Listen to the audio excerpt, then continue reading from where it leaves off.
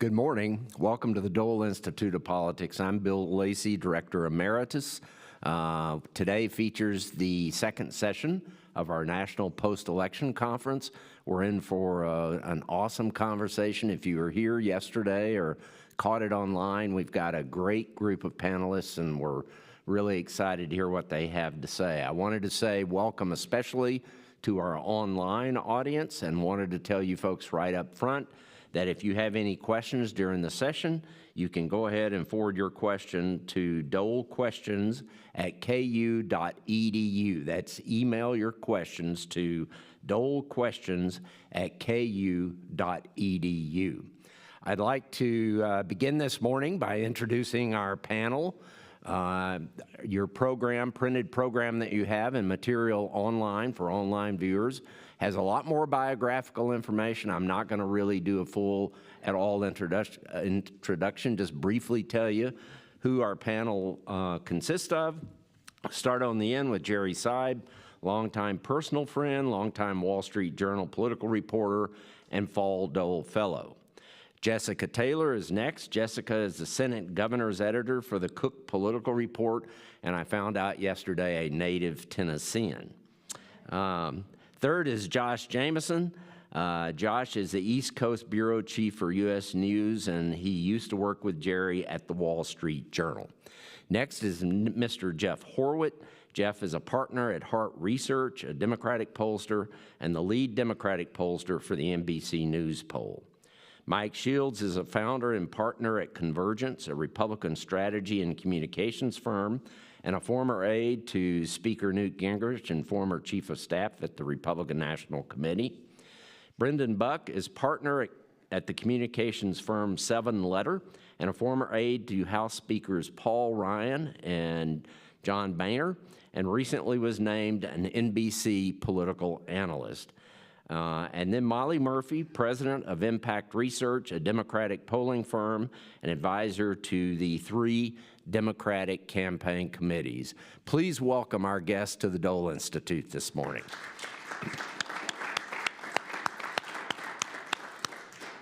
For those of you who have attended these in the past, you know that we usually start off Thursday morning with Edison Research, which does all the exit polling, presenting key data. Edison couldn't be with us this year because of the runoff in Georgia on Tuesday. But Jeff Horwit and Molly Murphy have very graciously agreed to take about a half hour this morning and present what they consider to be some of the key data. And we're going to try to do this in real time. If any of the panelists want to comment on any of the information that they see, please jump in and do so. And then we will continue to discuss it after the presentation is over. But I really appreciate Jeff and Molly, you guys taking the time to do this, so please go ahead. Thanks. Good morning, everybody. And, walk through some of the key data points from the election and kind of what mattered here. I'm going to start off, and then obviously we have a very smart panel here and want to hear from everybody. And Molly will also sort of correct the record after when I go through here. I'm sort of reminded of, again, preparing for today.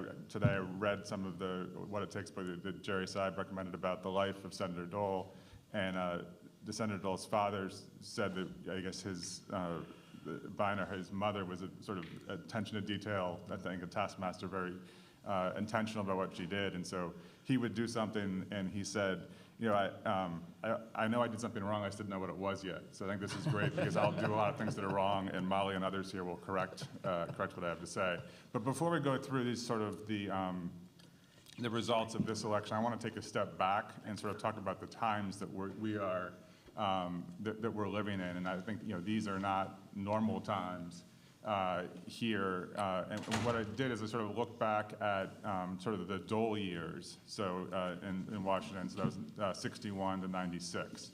And what I did here is I wanted to just look at how many times you know, the Senate or the House had changed parties. There was a party switch and the presidency, and so and then compared it to after Dole left Congress, you know, what that looked like afterwards. And so in 35 years, 25 years, in his time, I think the House flipped once, in the Senate 3 times. Since then, the House has flipped 3 times.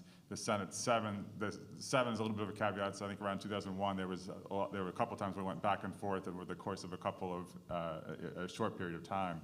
But the point is, we're undergoing there've been a lot of change elections since Senator Dole left office, and what this has meant is, I think for our politics, it really has changed how our politics, what happens and sort of the incentive structure for both parties.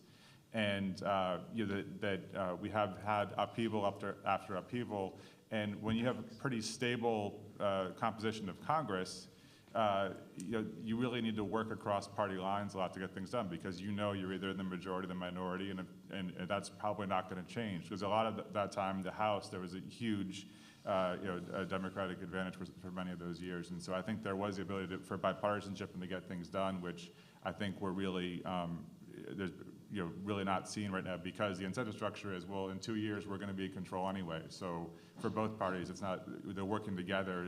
I think there is a lack of, in some ways, even though there are some significant accomplishments, that bipartisanship really is missing in some ways compared to where it used to be, and a sense of civility. We've also had 2 presidents who were really remarkable in sort of being firsts, and that's Barack Obama and Donald Trump. And the fact that they were right after, it was Obama then Trump, and you could not really have more different profiles of who, backgrounds, experience, who they were. You had Obama, who was a constitutional scholar and a community organizer, and focused sort of on the we. And then Donald Trump, I think it's fair to say, was more of a focus on the me. And over the last couple of days, I think it's also fair to say that the Constitution to him is more of a suggestion. And so, again, and we can go down the lines. There are real other differences here. And the reason, another part about this is not normal times, is just looking at the Cheneys and sort of their profile and polling who they are, who their views of them by party have really changed. And what hasn't changed are the Cheneys. Dick Cheney and Liz Cheney are the same as they were 20 years ago. What's different now is that as a Democrat, I got emails 15 years ago saying, impeach Vice President Cheney, and now there are emails saying, support Liz Cheney. And so what has changed, I think both parties have changed, and there's been a resorting, but the Republican Party, I think, has changed in some ways that we're all dealing with. And I am, again, reminded of Jerry's wonderful book here, and I wanted to just passage here, just a short statement here, but this was talking about the convention in Cleveland when Trump won the nomination, or took the nomination, accepted the nomination. And Jerry writes, it was a bitter pill to swallow, not just for Cruz, but for many other conservatives. It was as an alien virus had invaded and taken over the body the conservatives had controlled for decades. And so I think that's really an important part of where we are now and how we're not living through normal times. And Jerry writes about this as a virus. And I think there is a conversation to be had of what kind of virus this is. And I think how Republicans are dealing with this virus in different ways. You have the McConnell model, which is this is sort of like a fever, it's going to go away, we're not going to deal with it directly. And then there's the Liz Cheney model, which is more direct and going after it. But I think that really does have profound implications for our politics, because as Jerry writes later in the book, that Trump really was one of the leaders in the birtherism movement. And so you go from birtherism, which demonstrably not true that Barack Obama was born in this country, but you go to that, and there were some Republicans who did say that that's not true, it's not the case, but there were many who didn't, because it was good politics. This is around the Tea Party, and it was good for mobilization and for politics. And then, when you continue that and you don't stand up and you don't say that it's not true, then other things spread. I mean, then they get conspiracy theories and things that are even more dangerous than that. And so that's, I think, where our politics have really changed now, where we can end up someone showing up to a pizza parlor in Washington convinced that there's something terrible going on, and I can speak firsthand. I was at that pizza parlor for a 4-year-old birthday party. A unicorn's horn was about the most dangerous thing there. But that's sort of that's why our politics are really different. And I think Before we go into the exit polls and all this, it's just important to understand this is not a normal time. We are not in a normal political scenario here. So with that, let me just jump into some of the polling that we saw over the course of the election. The first is sort of how angry America is. We touched on this a little bit yesterday, but sort of the red-eyed nature of the country. These are numbers, again, 71% wrong track. Over the course of our polling in 2020, a lot of this is from our NBC News poll, we had a sustained period of time where we had 70+% of the country saying wrong direction. The only other two times we had this were in our polling history was in '92 and 2008, which were both terrible years for the party in power. And so we talked about sort of this, long track COVID, long track haulers. These are like long track, wrong direction folks. And that, it's one thing if you have one poll 70%, but poll after poll, and that means it's not just one party that feels bad about the country, it's the country. Everyone feels that we're in a terrible position. The economic numbers, 63% say their family's income has fallen behind the cost of living. That gets to the sense of anxiety, real concern about, it's not just the country, but it's me. Again, 63% is not one party. It's not, these are places where we're coming together, not in a particularly good way. And then this idea, a majority say that the economic and political systems are stacked against people like me. And then if you get to, we should have seen this coming in the anger, that's where this, people feel the system is broken. Political, and then we split this out and we asked, all right, just political, was it the political or the economic? It's both. There are, majorities of the country have this anger here about the establishment. And so these were a lot of the numbers that we were really, as Democrats, as you're the party in power, these are really difficult numbers. Then on top of that, what happened is that we talked a little bit about yesterday is the Supreme Court weighed in, and you have 61% saying they disapproved of the Supreme Court's decision overturning Dobbs. So I think those are really important fundamentals about what was going on in the election, and that ended up with really high interest on both sides as we got closer to Election Day, which really, I think, changed the course of the election. The president's job rating is a really important part of this as well. And this is the next slide we'll talk about here is sort of it's a Jerry Seib slide. Anytime Jerry would email us with a question, you get his email pop up, and it was always something interesting. It's like, hey, have you looked at the president's job rating among his supporters, his party, versus the opposition party? And we said, no, we'll take a look at this over time. And so a lot of this comes from Gallup has wonderful data sources online where you can look at job ratings historically by president. And what you can see here is that it didn't used to be this way. It didn't used to be where one party loved the president, their president, and the other party disapproved. So for Truman, his job rating, this was a difficult time for him at this stage, but his job rating was 46% with Democrats. It was 21% with Republicans. And you can see all the way up till, even with George W. Bush, it was polarized, but it wasn't off the charts. And then when we get to Obama, we just see this huge polarization. And what's striking here is that Obama, Trump, and Biden are very different figures and who they are. And again, we can have debates on all of that, but they have different profiles. But what doesn't change is the polarization and how both parties are really to their corners. And I think this is an important part of our politics and helps explain, as we talked about Georgia, and how our presidential elections have been so close, because the parties didn't just go to their corners, and it doesn't, for a lot of people, it is the party rather than the person. We touched on this idea of the interest in the election, and there was this idea, it's not a red wave. We won't say red wave anymore, promise. But again, as Molly will talk about, Republicans did well.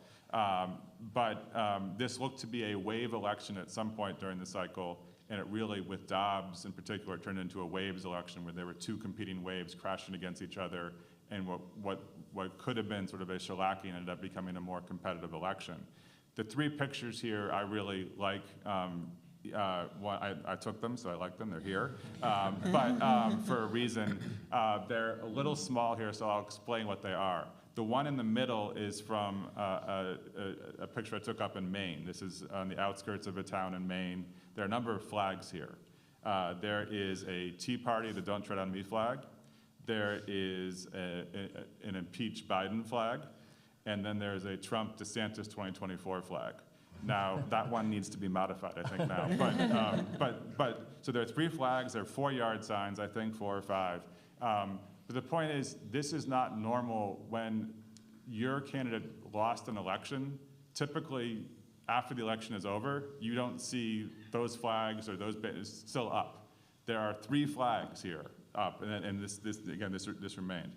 On the left-hand side, it happens to be my neighbor's garage. So this is they supported the winning candidate, right?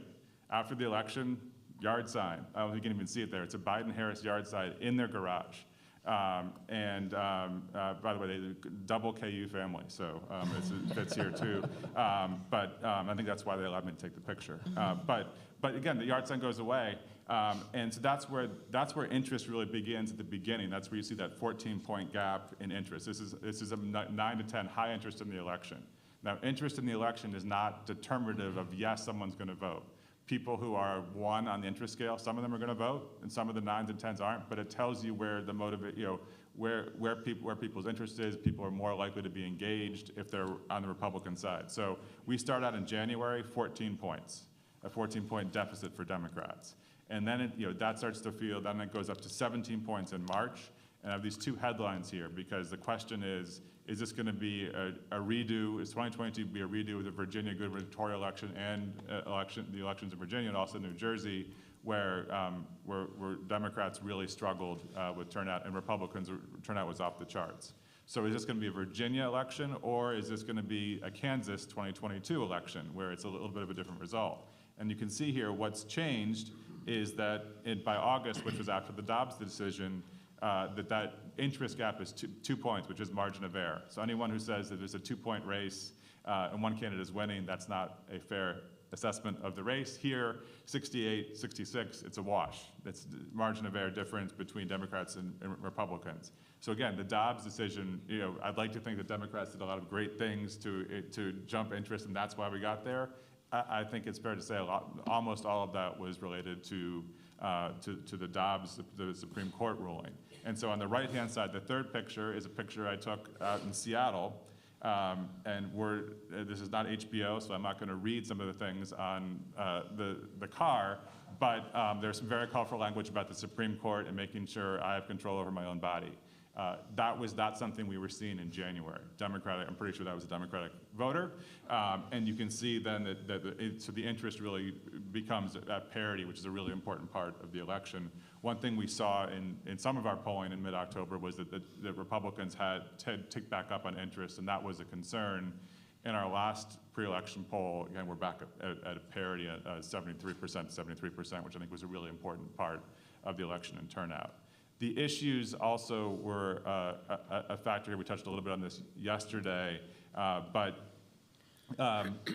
this also goes to our polarization. Is that the campaigns, the candidates aren't even talking about the same sets of issues because the issues matter for their voters and not for the other side's voters. And I think this is also why we saw a lack of debates this cycle in a lot of places, which is a real shame for the country and for democracy, because there's something about a debate and debate prep and understanding what your opponent is saying and having to defend your positions, which was lost in a lot of races. So if you don't have to show up, they're not personalized. You don't have to sit next to Josh and have a conversation with him.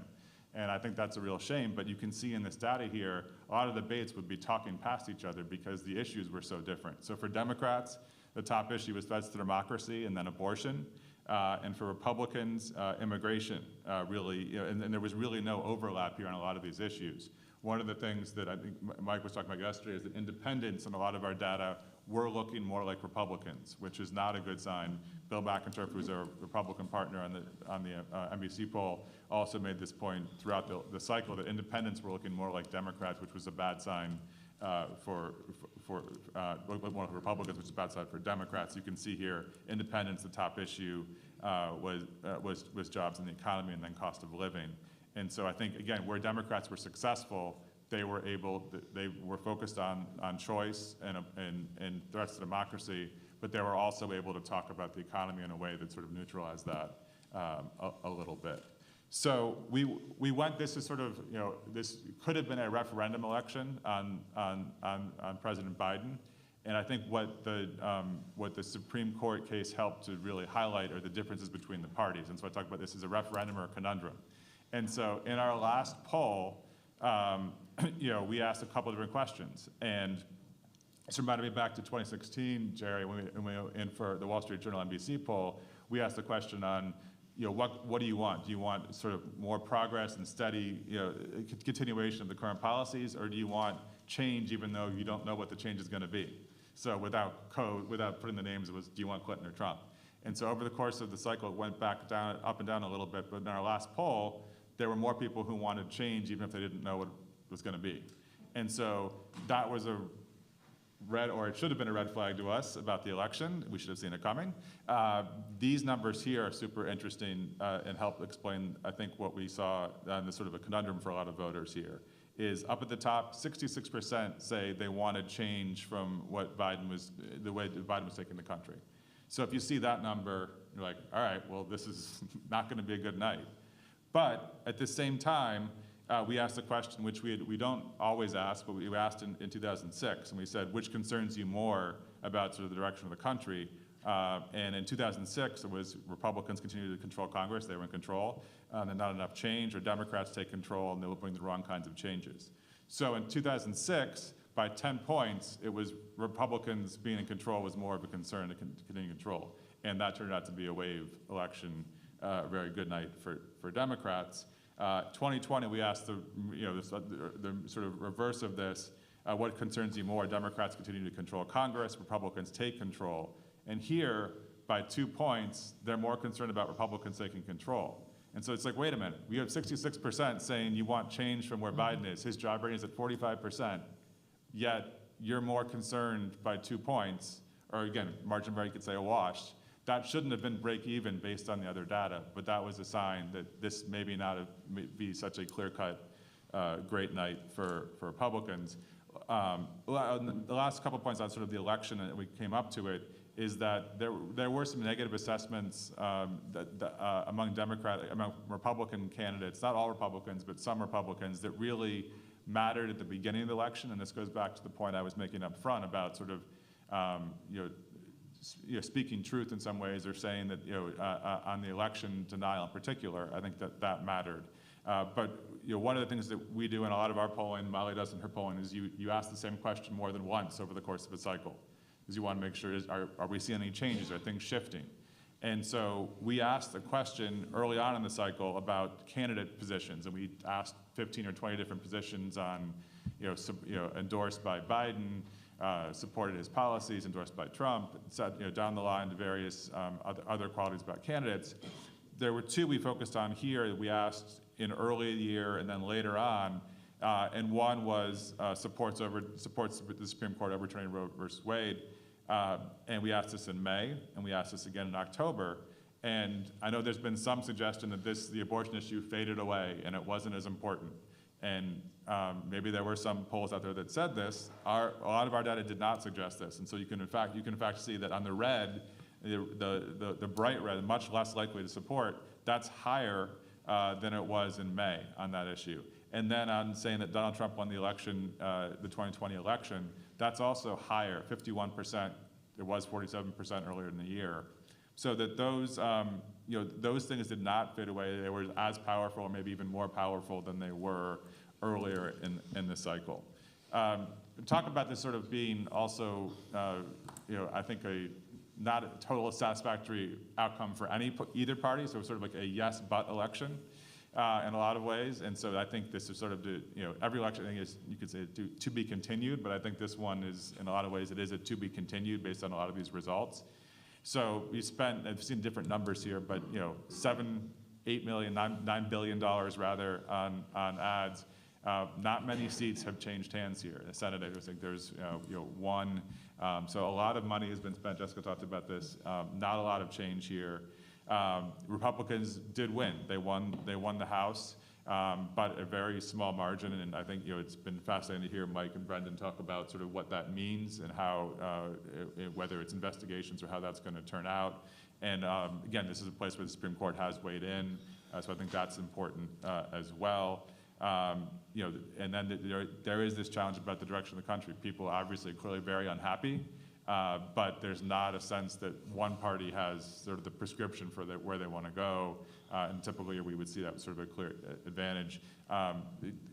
Going back to the economy, I think one of the things that really was striking, and I think we're learning about this election, is the economy does matter. People care about the economy, but when you have something as fundamental as democracy and how we're allowed to make decisions for ourselves, that also matters. And for a lot of voters, it matters more here. And then the last point here, I think, is, again, I think focus on democracy here, is that there were election deniers, really lost a lot of the races they were in, but a lot of these races were very close. And I think that's also an important thing for democracy, is that we need to make sure that we're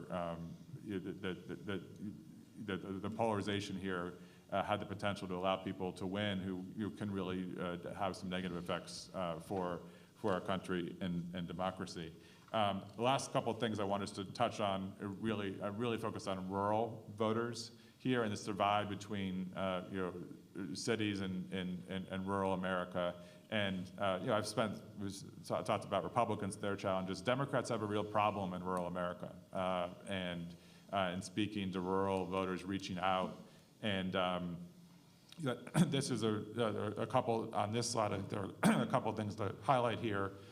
One is the lines here are interest in the election, so it's the same 9 to 10 scale on high interest. And one of the things that was really concerning, particularly in our mid-October poll, which brought us back to, this is going to be Virginia again, where rural areas in 2021 in that election really turned out for the Republicans, is we saw this huge gap in our October survey, 21-point gap between rural voters and those in urban core areas.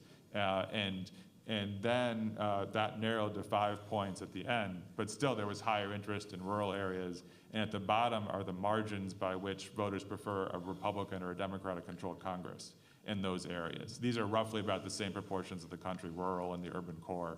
But the point is that in rural parts that Republicans had a huge advantage.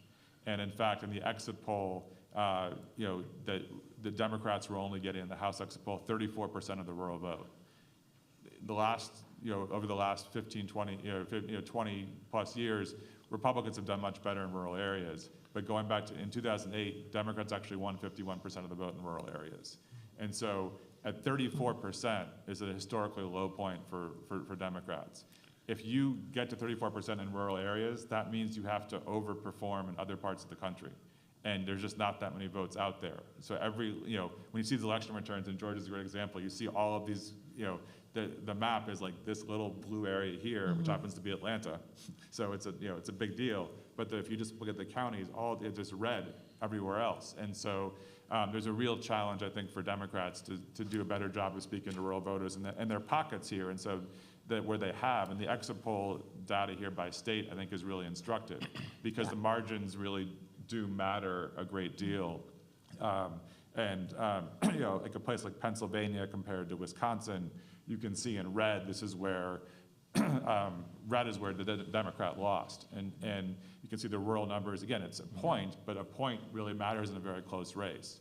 So for Democrats to be more competitive in these areas and to show up, I think Sharice Davids is a great example here in Kansas.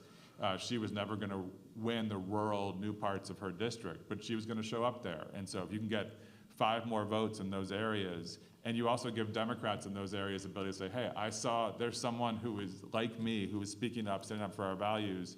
Too many Democrats are overlooking rural areas, and if you consider yourself to be a Democrat in a rural area, but you never hear from anyone like you, at some point it's like, well, maybe this isn't for me. And I think that's part of the real challenge with Democrats looking ahead that we need to challenge. The last thing I want to touch on, and then we'll take a pause here, is just looking ahead to 2024 and then polarization.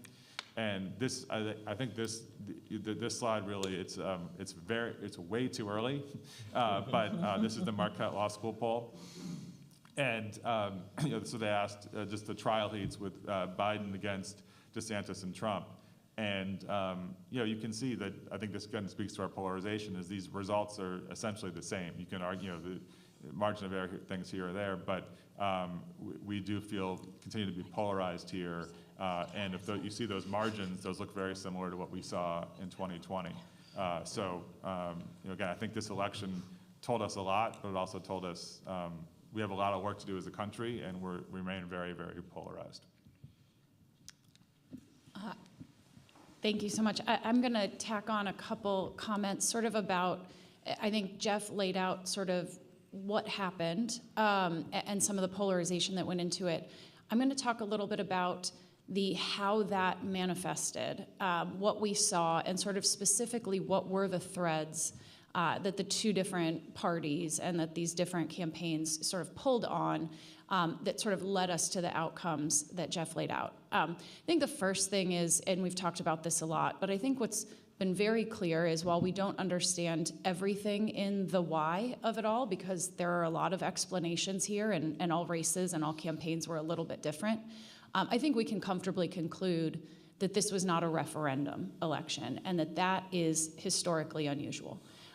For a midterm to not be a referendum on a president bucked historic trends.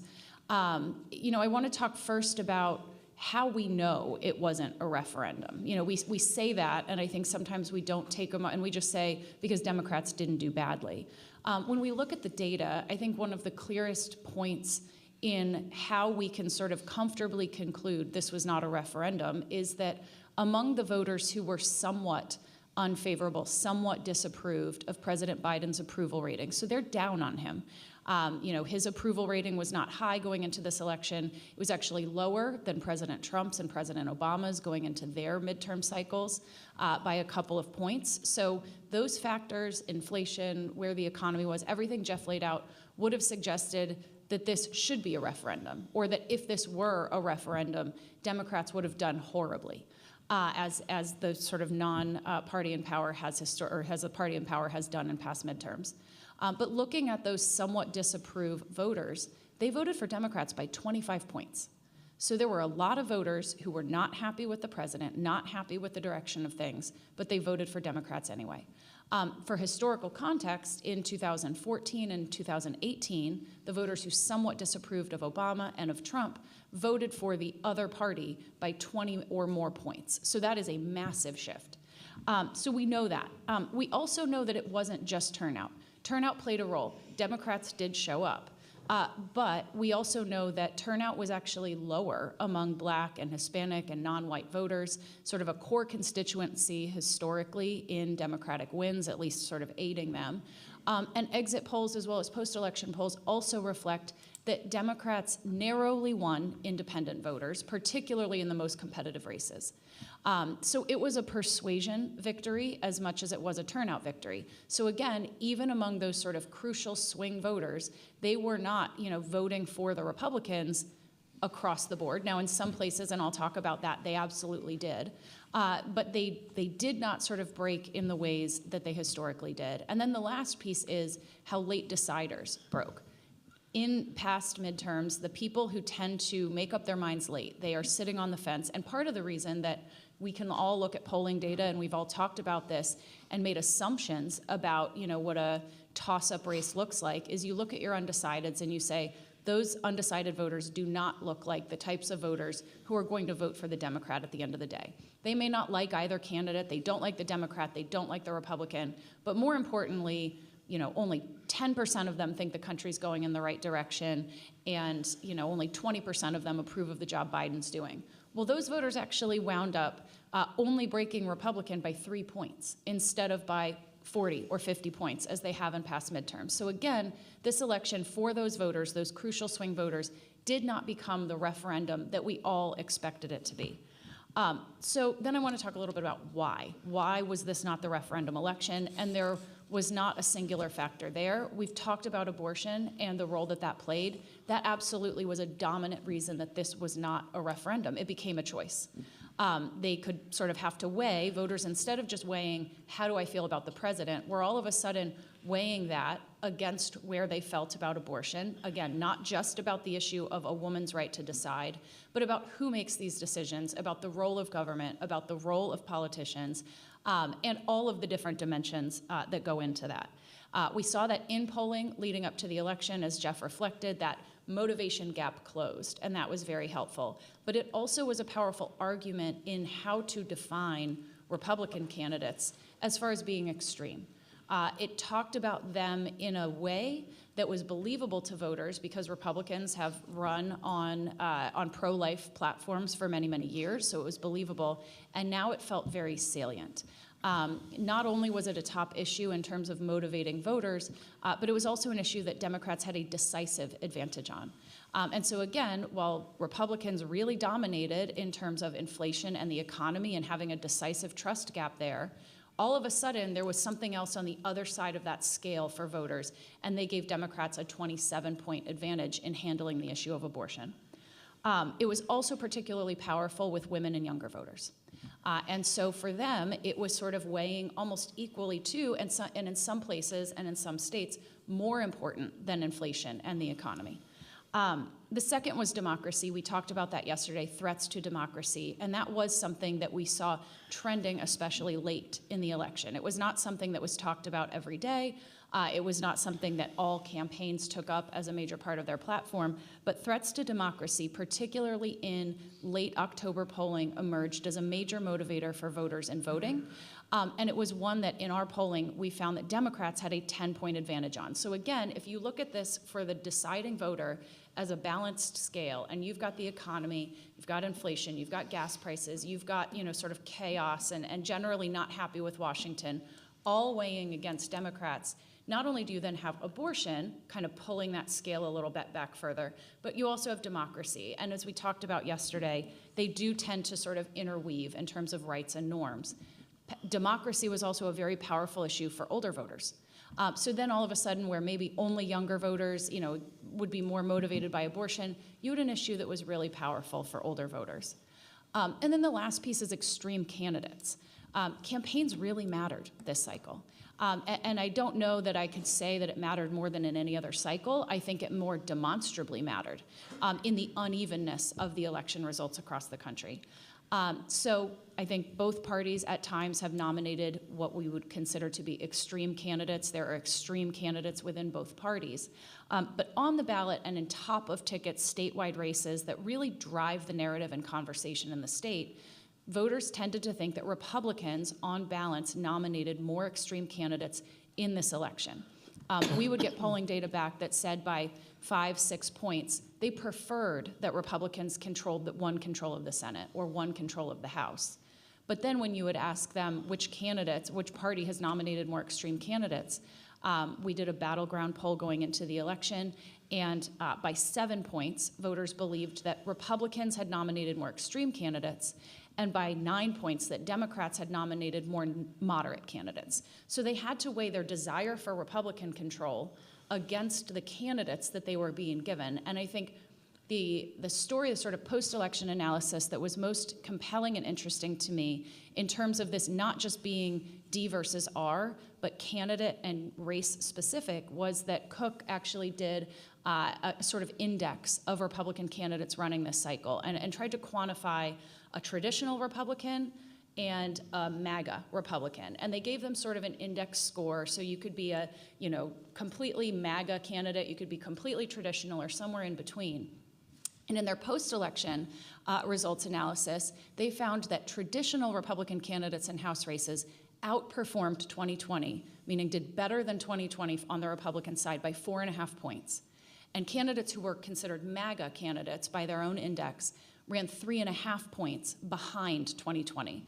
So voters were not just sort of blanket voting for a party. In some cases, they said, I like this traditional Republican, I'm going to vote for them. That's where Republicans did very well. And in places where there were more MAGA nominees, that's where Democrats did really well. It was, again, more the choice for voters between the two types of candidates. And the last thing I want to say is, I think we go into these elections deciding whether it was a good or bad night against expectations, sometimes as much, if not more, than results. I remember feeling sad in 2020 as a Democrat. because we didn't call it for Biden on election night. We had to wait a while because these races were so close. Biden didn't win North Carolina. Teresa Greenfield didn't win the Iowa Senate race. There were these races that everybody thought, this was going to be a massive barnstorming. Democrats lost seats in the House. We thought we'd hold or even pick up seats. Democrats had a better night in 2020, but because the expectations were so high, it was more of a sort of post-game victory lap for Republicans for keeping it more competitive. And I think to some degree that's also happening in this post-election discussion is Republicans had a very good night. They won the national House vote across the country by 3 points. That's a 6-point improvement from 2020 when they actually netted more seats. Their incumbents won, just like Democrats won. It was actually more a good night for incumbents than it was for one party or the other. There was just not a lot of seat switching and control changing. And so when we look at why did Democrats do better, it was in these contested races. I looked at sort of the breakdown of partisan margins, House races broken down by partisan margins. So in races where Trump won it by 5 points or more, so a more Republican congressional race, Republicans did an average about 7 points better than 2020. They massively ran up their margins. In the races where Biden won by 5 points or more, they did almost 4 points better, 3.5 points better. In the races that were the most closely divided, the sort of coin flip races from the 2020 margin speaking for that, there was only about a 2-point shift towards Republicans in that race. So Democrats really just held their margins in some of these more competitive races, and that is why when we're talking about this, despite the fact that Republicans on balance had higher turnout, they, sort of party ID advantages going into the election, it all came down to some of these key races, and that is because of these combinations of factors. They ultimately fell short of expectations, even if you had, sort of told us all that they would have won the national vote by as much as they did. And so that's also what made this race, this cycle particularly interesting, is things weren't evenly distributed. Things weren't baked in, and all of the different races matter, which I think is ultimately, maybe for all of us here, regardless of which side of the aisle we sit on, a very encouraging thing for the country about how discerning voters are going to be, and that they are going to make informed decisions to vote for a Republican for governor, but a Democrat for Senate, to vote for a traditional Republican in one race, but reject extremism in another. And I think it is a good, positive, sort of affirming thing for what campaigns mean and for what these dialogues mean in the country. So those are my remarks. Okay. Thank you, Molly and Jeff. That's an awesome presentation by both of you. Do any of the panelists have any commentary on anything that was said or any questions? I would, well, first of all, thanks to you guys. I would just throw out this, and I wanted to underscore a point that Molly made at the end, that I think if you step back from all this, what you really saw in many ways was less a partisan statement than a declaration by voters that were interested in less chaos, more stability, more normalcy. And you can see that by what happened to incumbents. So there were 28 incumbent governors who were up, 27 of them won. There were 28 Senate incumbents, all of them won, 100% of Senate incumbents. It was the first time since 1914 in a midterm no Senate incumbent was defeated. Which that was the first time we had direct election of senators. Yeah, fair point. 97% of House incumbents won re-election. There were 17 Trump states where there was a Senate election, 17 states that Donald Trump won where there was a Senate election. The Republican won all 17. There were 16 Biden states where there was a Senate election. Democrats won 15 of those 16. The only exception was Wisconsin, where Ron Johnson barely won. So this was, in a way, there was nothing settled here except that we don't want any more chaos. At least that's how, and I'm just underscoring what Molly said. Another thing too is voters, we all up here talk to voters a lot, and one thing that I think is a constant, no matter where you go, is like voters are very nuanced. They can take more than one information point at a time. And I talk to so many people, you have your base voters on both sides who are very passionate about whoever has their same jersey on, but a lot of times I talk to voters who just don't like either of their choices before them. And a lot of times in some of these races, I think what it came down to is I like that. I don't hate that guy as much as the other guy. Yeah. I think you saw that few races. It's something Molly touched on earlier. Yeah.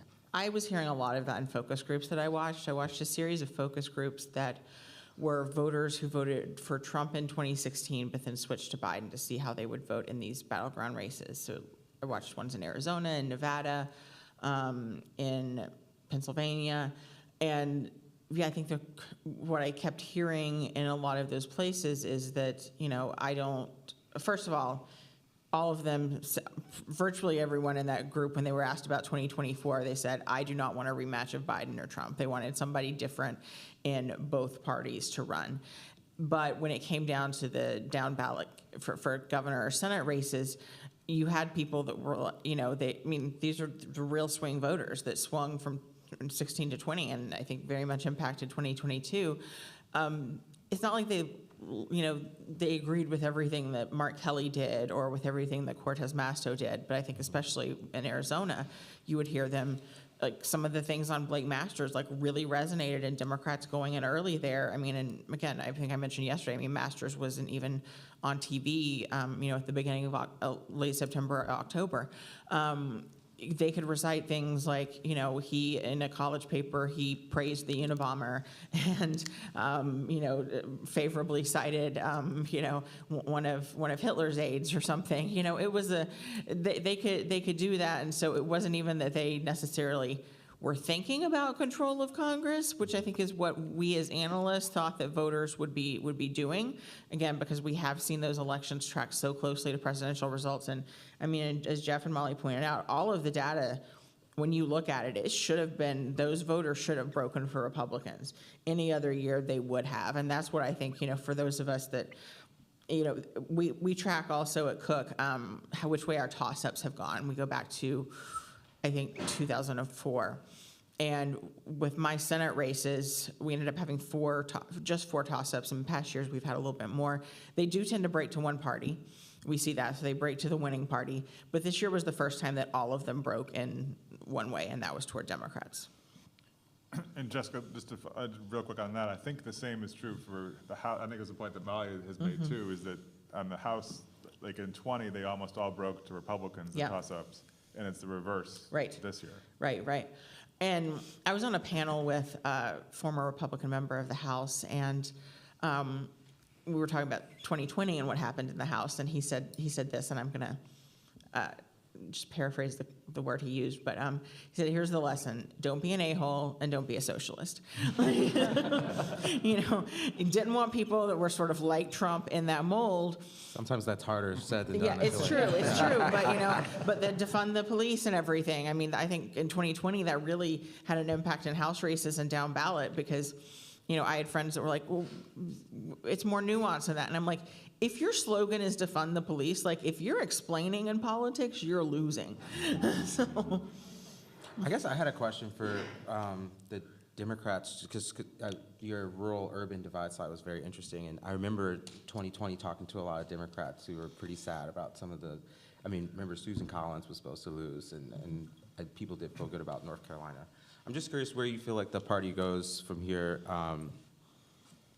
with the gains that the party has seen is with suburban voters and in the suburbs, place where Republicans traditionally did well. Like, is it enough to offset for a while what you're losing in the rural areas, or like how do you move forward with that? I would say no. I think that, it's not enough, and I think we shouldn't expect that these suburban voters are going to, part of it, I think the suburban vote was reaction to Dobbs, and I don't think, I share the same concern that Molly has, like how long is that going to stay in the bloodstream to be front and center for suburban voters, and so you just can't lose rural part. I remember being in Maine, and you get out, you can kind of predict like how many miles outside of a town before you see the yard sign switch from, it was very, it happened very quickly. And so you have to be competitive in rural areas, at least to be, and by competitive, you have to have a presence there. And that's where I just think that these numbers are not sustainable if you're losing rural voters by that much. I agree with that, and I would sort of couple rural. I think rural is sometimes applied more broadly to reflect sort of non-college educated voters that don't only live in rural areas. You get into sort of sparse small town and all of that.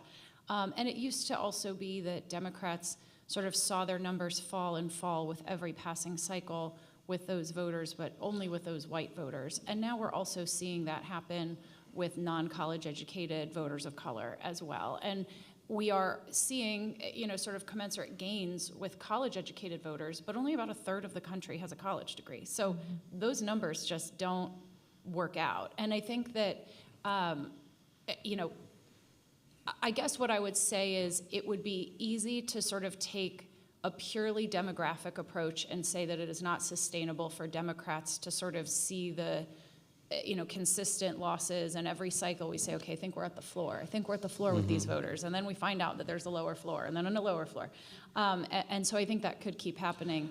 I do think the other piece, though, is that in a lot of these races, these candidates develop different relationships with some of these voters. We saw, some of that offset. But I think, Democrats have to show up, and I think they have to talk about issues that matter to these voters that tend to be much more kitchen table, much more, much more economic, and less about the culture stuff and the social stuff. And I think that is something that also matters to a wider swath of voters. We sometimes say that only for the smaller community of voters, but I think there are a lot of just moderate voters who are tired of the extreme conversations that tend to be culture and social that happen on both sides.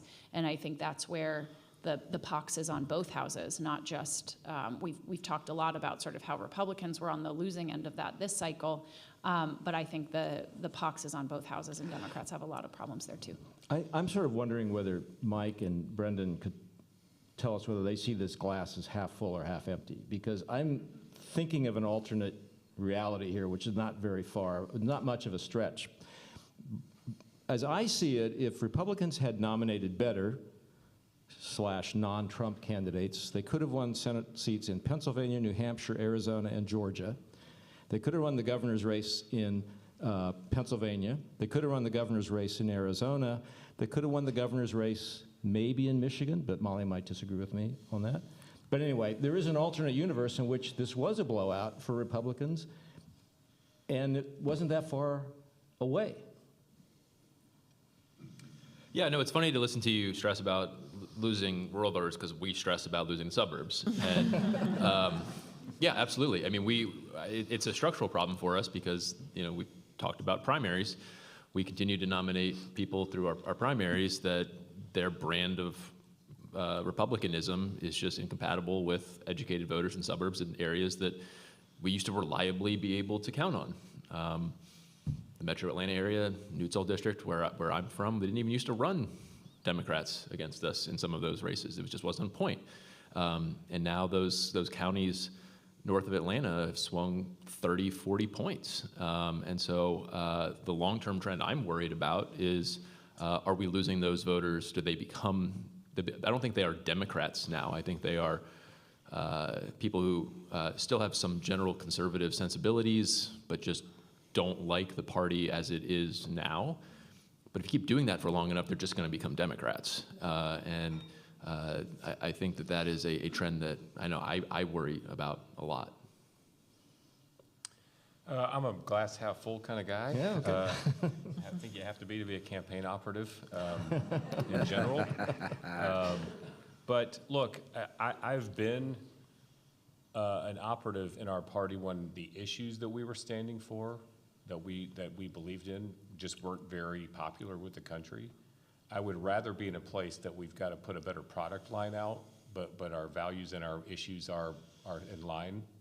And so when we just went through as we've talked about, we won the House vote, we improved on the 2020 House vote. We had a lot of election victories in Georgia where the governor, won a very, very solid victory there. And so if we'd had a wipeout, if it was just like, look, we're just rejecting you altogether because the things that you stand for just don't match, that would be very, very deeply concerning for me. But that's not the case. We're very competitive in that regard. And so we obviously have work to do in terms of mechanically. We have a big contest coming up. Presidential nominating contests are how we in our system really choose the leaders overall of our party, and everything sort of comes downstream from that. It's interesting because we get caught up in all the weeds of all the different levels of politics. But you know, I grew up in Europe, and so I often find myself explaining American politics to foreigners. And of course, all they see is the presidential candidates, and everything after is sort of secondary to that. And actually, they're not completely wrong about that. I mean, when you, if you go, I used to say when Obama was president, for instance, if you had walked down the street and said to just somebody who's a Democrat, they would say Barack Obama. That would be the first thing a lot of people would say. Well, who's a Republican? Mitt Romney, George W. Bush. Those are the top of line sort of images that parties get. And so Republicans have a big opportunity, and there's candidates running for president, and the issue set, as we've talked about, is it's not like we're completely out of touch with the American people on that. And so those contests matter, and so I have to be an optimist when it comes to that. I had a Democratic strategist say this to me, and it stuck with me, heading into 2020, about, okay, so these suburban voters, are we renting them or do we own them now? And I don't think either party can say that really, because they are really the critical swing voters. Yes, you know, they went for them in 2018, but then you saw some of them break, you know, maybe vote against Trump, but vote for Republican House candidates and things. And so heading into 2022, so I mean, 2024, I think it really depends on who each party nominates in a way, and what types of, I mean, the Senate races are, I mean, you know, you talk about the rural divide with Democrats. I mean, the 2024 map is brutal for Democrats, and they've got to make inroads in those places because you have John Tester in Montana, you have Sherrod Brown in Ohio, you have Joe Manchin in West Virginia. You know, more of a question if he runs again, which, I mean, if he doesn't run, there's no way that Democrats have a shot, and he's still very endangered either way. So, you know, the 2024 is going to be election, especially in the Senate, where Democrats have to prove that they can do better in those areas.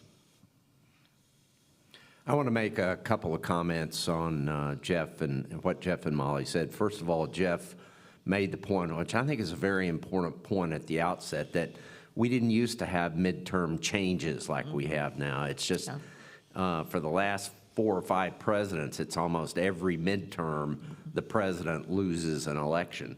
And there might be an exception in there somewhere, but it doesn't come to mind right away. I worked in politics professionally 18 years before Republicans ever took the House of Representatives. So Permanent minority was it? yeah, permanent minority. And frankly, if it wasn't for probably Newt Gingrich and you know, some great Republican candidates, we wouldn't have done it then. One comment, Molly, I guess actually a question. I'm not sure I understood this correctly, and so I just want to clarify. Did you say that there was a 7% margin between where traditional conservative Republicans ran this year and where more MAGA-style, Trump-style candidates ran? Yeah, to clarify that, so based on sort of this index that Cook came up with in terms of how they sort of, in any given congressional race, they, you know, looked at the Republican based on a number of factors and categorized them broadly as a traditional Republican or a MAGA Republican on a, you know, more of a sliding scale, not binary. But when they looked at the election results for the cohort of traditional Republicans and how they performed relative to 2020, they bested 2020 by 3.5 points. So they improved upon how either they or the Republicans running there in 2020 did in those districts by 3.5 points. And then the MAGA Republicans were 4.5 points behind the sort of aggregate of those districts' performance from 2020. So in terms of sort of how they each compared to the prior cycle, there was about a 7 to 8 point spread between the two. You know, it doesn't mean that they won them by those margins, but just in terms of sort of the vast difference in terms of how voters really kind of rewarded the traditional and punished the MAGA. Okay. Did you find that, do you have anything in your data to suggest that people were paying closer attention to their House candidates? So I think we all agree candidates matter, but they traditionally matter less in the House because you just don't command as much attention. People know who the governor candidates are, they know who their Senate candidates are.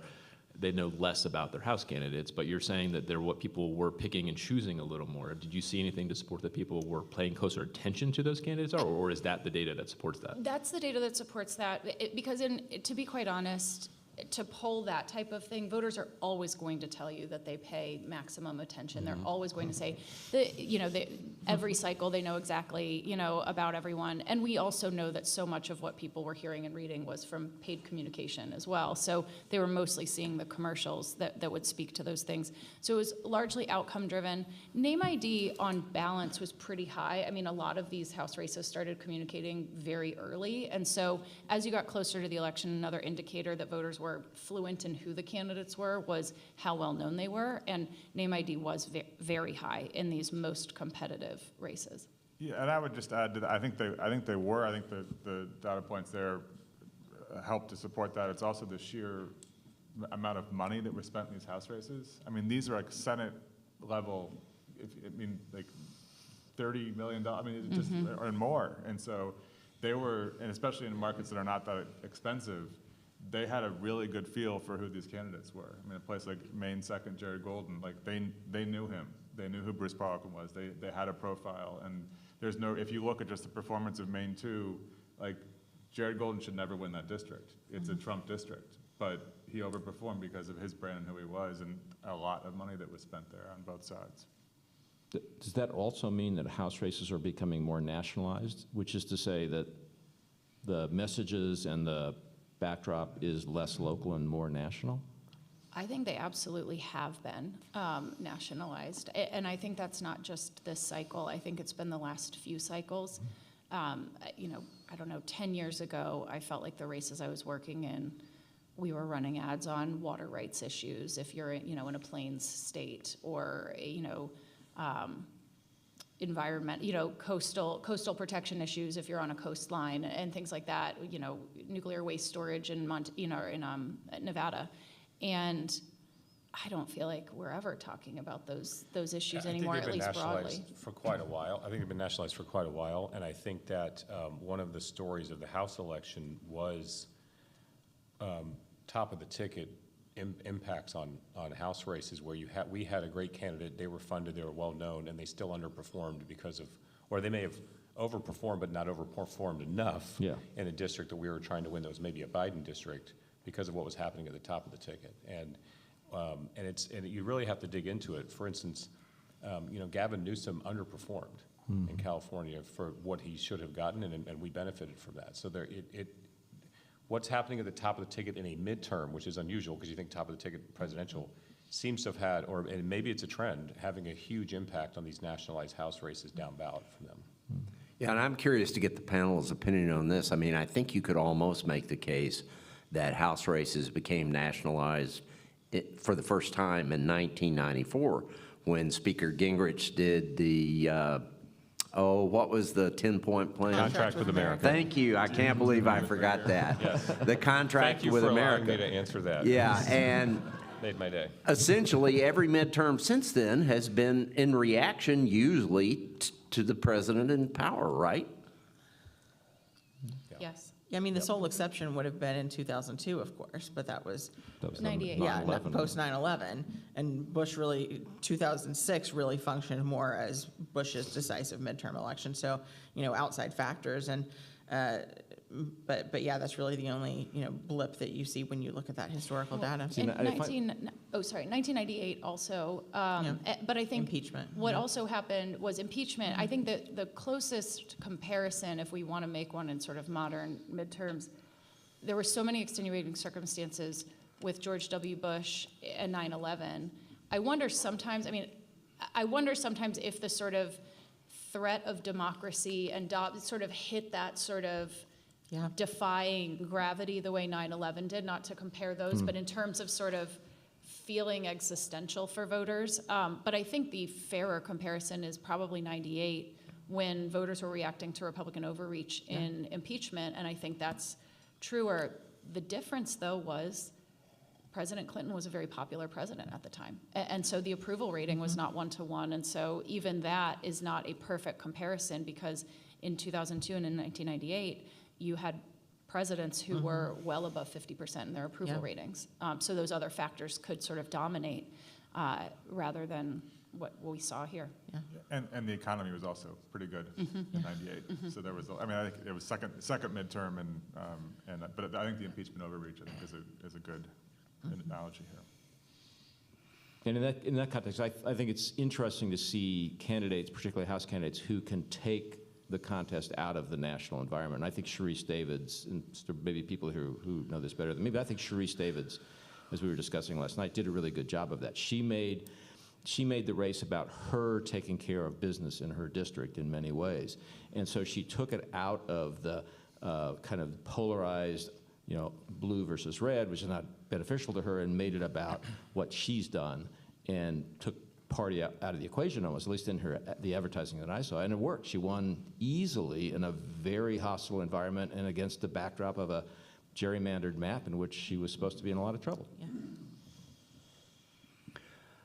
Let's talk about who was happiest. I originally used the words winners and losers, and then I decided that you don't ask consultants to say winners and losers. So who was happiest about the elections? President Biden? Pollsters. Pollsters. Any political consultant. So, but seriously, I think President Biden would have been pleased with the results. Chuck Schumer. Chuck Schumer.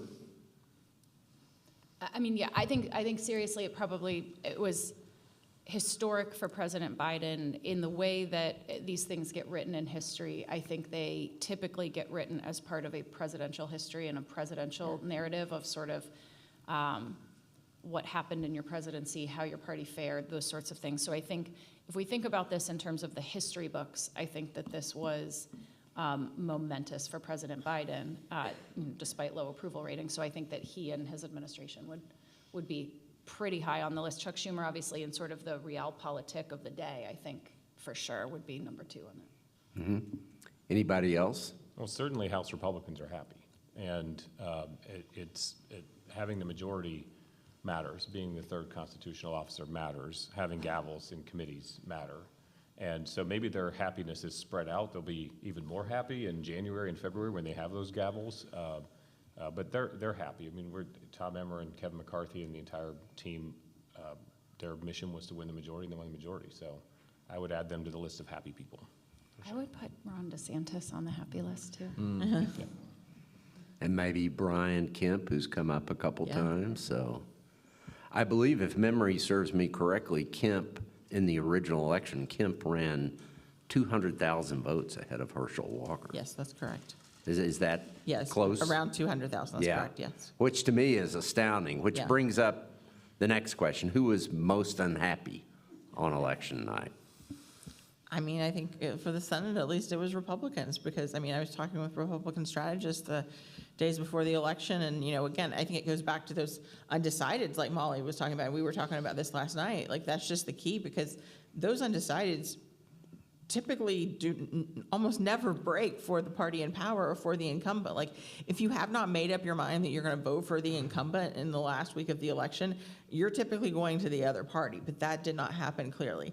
And so I think, again, the Republicans were saying we can pick up 2, we can pick up 3 seats, I think Rick Scott was a little more optimistic. I thought 4 was out of reach, but, I thought my range was 0 to 3. I thought, Democrats' best shot was to just keep it at 50-50, which they would have been happy with. Especially, if you told Democrats in September, October 2021 that they would hold the Senate, they wouldn't gain any seats, but hold the Senate, they'd be thrilled. So I think just House Republicans, because really, the alarm bells that there were people like McConnell, in Georgia, I think someone mentioned, Gary Black that ran, was saying, if we nominate Herschel Walker, we're going to lose. And they nominated Herschel Walker and they lost. Well, look, let's not avoid the elephant in the room. Donald Trump had to be pretty unhappy, right? I mean, if there was somebody who influenced the outcome more than any other single individual, it was Donald Trump. And so he, I know he's admitted that he didn't do well. I know he's very honest about that sort of thing. But so he would be on top of my list of unhappy people down deep. I would also add one interesting thing here that I believe has been lost in the shuffle a little bit. If I were a Democrat in Ohio or Florida, I wouldn't have been very happy, because I think the notion that those are still swing states probably got shattered. Yeah. They're red states now, and I wouldn't be happy if I was running the Democratic Party in either of those states. Yeah, I mean, I'm interested to see, I mean, there's Rick Scott's up in Florida and next year, and then, or next cycle, and then with the Democrats. How much do they target Florida? Because I just think there's clearly a shift in Florida toward Republicans, and I think that's why you didn't see outside groups spending in Florida, rightly so, when we look at the data, but even Republicans didn't think that, Marco Rubio was going to win by 16 points. But I think it's just the barrier to entry in some of these states with such high media markets. And Florida, I mean, another thing contributing to it is that the Florida Democratic Party is just an abject mess. They've gotten a little better, but, they have no infrastructure there either. So Florida is so expensive, I think you kind of cut your losses. I mean, Ohio, they're going to have to invest, obviously, in 2024 with the Senate race, but, and I think Iowa's off the table as well. That was one that we kind of saw as swingy a little bit, in the Senate races there. So it is. I agree with what Jerry said. I just Florida and Ohio just feel like they're moving further. I would just also briefly mention I agree Donald Trump high on the list of unhappy people. Lower strung, I thought it was interesting that both Beto O'Rourke in Texas and Stacey Abrams in Georgia, basically the leaders of their parties in red, Georgia now battleground, but in traditionally red states, both lost their statewide elections by much bigger margins than their previous statewide races. And, I guess Georgia Democrats now have a question about whether, or maybe it's not a question anymore after this runoff about who the new leader of their party is in their state, and Raphael Warnock. Yeah, I mean, I think you're right. I would put both of them on the. I mean, both of them. I think they sought the national spotlight, and unfortunately, I think maybe Beto O'Rourke would have been more competitive if, he hadn't said in his presidential campaign he wanted to round up all the assault weapons, but it's just not a winning thing you say in Texas. And I think, Stacey Abrams, sort of her national profile, I think hurt her as well. I mean, they're running, Georgia is clearly a competitive state, but I don't see really a future there for Abrams at this point after two losses. And Beto, I don't, Texas, I feel like I've heard every single cycle from Democrats, Texas is turning blue, Texas is turning blue. It's not right yet. The demographics, you look like it could get there, but right now, no. Well, speaking of those demographics, and who's unhappy, and then thinking of Florida, one of the stories, the subplots in Florida is the Latino community, the Hispanic community in South Florida, which was reliably Democratic and is moving to Republicans. It's true in Texas as well. And so that's been delayed a little bit because of these election results, but when you start digging into the numbers and the trend lines from 2 and 4 and 6 elections ago, there's certainly encouragement for Republicans there. So the demographics of Texas, it's always going to turn blue. Part of the theory behind that was because it is becoming much more Hispanic. Right, and we've but their clearly margins seen amongst Hispanics are not they're not a monolithic voting bloc, and I think, Spending some time in parts of South Texas, a lot of the Republican support there, I don't know if you could quantify it and say most, or it was the decisive factor, but a not insignificant portion were, multi-generational families who have been in Texas for a long time. They did not consider themselves to be immigrants and were voting sometimes for the first time. And I think we talked about that a little bit yesterday, about the type of coalition that is new to the Republican Party. And I think that was a big factor in that Texas. We all lump it together for polling reasons as Hispanics, but like you said, it's not monolithic, and there's a lot of different parts of that community. And as we saw in Florida, there's Cubans, there's Venezuelans. Yeah. Hispanics in Arizona vote very differently than Hispanics in Florida, so. Yeah. And Puerto Ricans in Florida are a Yes, huge yes, Right. part of this too. And this goes to the point that Molly was making when we were talking about rural voters, and also just it was a blue-collar working class voter. And I think that is one of the challenges with our national, or Stephen Saylor poll, you say Hispanics, and look at what Hispanic, and it really is. We did a poll for Telemundo on NBC, and you have the ability, when you have 1,000 sample size, to look at Hispanics by education, by work, by what they do, by age, by gender, and you can see very quickly that Republicans have been very successful about speaking to a specific part of that. And in many ways, it just, you can take Latino out of it, just look at non-college, and it's the same trends that we're seeing across the country. So it really is, I think, again, it's an easy way to put people in a bucket for analysis, but it can be very misleading when you look at an exit poll number, and it's really there are specific conversations, and I think there are places in Texas this year where Democrats did better because they were more targeted in their communication than they were in, say, 2020. But it is definitely a group that I think is much more, it ebbs and flows, but much more up for grabs now than it was, 10 years ago.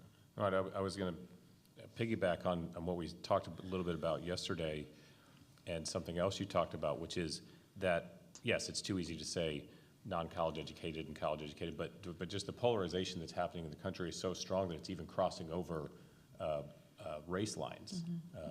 That's how powerful that split is becoming in the country, culturally, geographically. Rural Hispanics in Texas look like rural voters, and it just has nothing to do with their race. Yeah, totally agree. I hear Carrie Lake was unhappy. Have anybody heard from her? I'm wondering if, I'm wondering what the panel thinks. Is the Republican electorate finally becoming slightly more diverse? I mean, it seemed like Republicans did a little bit better among Hispanics this year and a little bit better among black men. I had a question. I guess I could pose as for the Republicans up here. Like, if you move a group from like 89% Democrat to like 85% Democrat, like, does that become a group you want to turn out more? Like on the whole. Yeah, I would say yes. But go ahead. You're saying do Republicans want to turn them out? Yeah. So I think if a group is still 85% for one party, you want to turn that 85% out. I mean, there's a marginally higher risk that you are turning out the wrong person for you.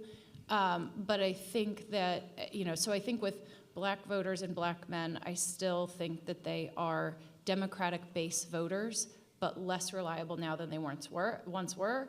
And you don't want to let that get out from under you, and you want to figure that out, and you want to understand what are the factors that are causing that sort of splintering so that it doesn't get worse and worse. So I think that while I would still put them in sort of a turnout target on the whole, they're also we need to understand this and sort of try to do what we can to bring that back. I think Hispanic voters are a good example of that, which was, and I don't mean to say ignored, because I think both parties pay attention to Hispanic voters, but I think there was for too long an assumption by Democrats that all you have to do is turn out Hispanic voters and they will more likely vote for you, and they did in the Obama years certainly vote at 70-75% for Democrats, and now that is down into the 60s. And in some states, I mean, because they are not monolithic, in some states that's 50-50, depending on sort of ethnicity, age, and all of those factors.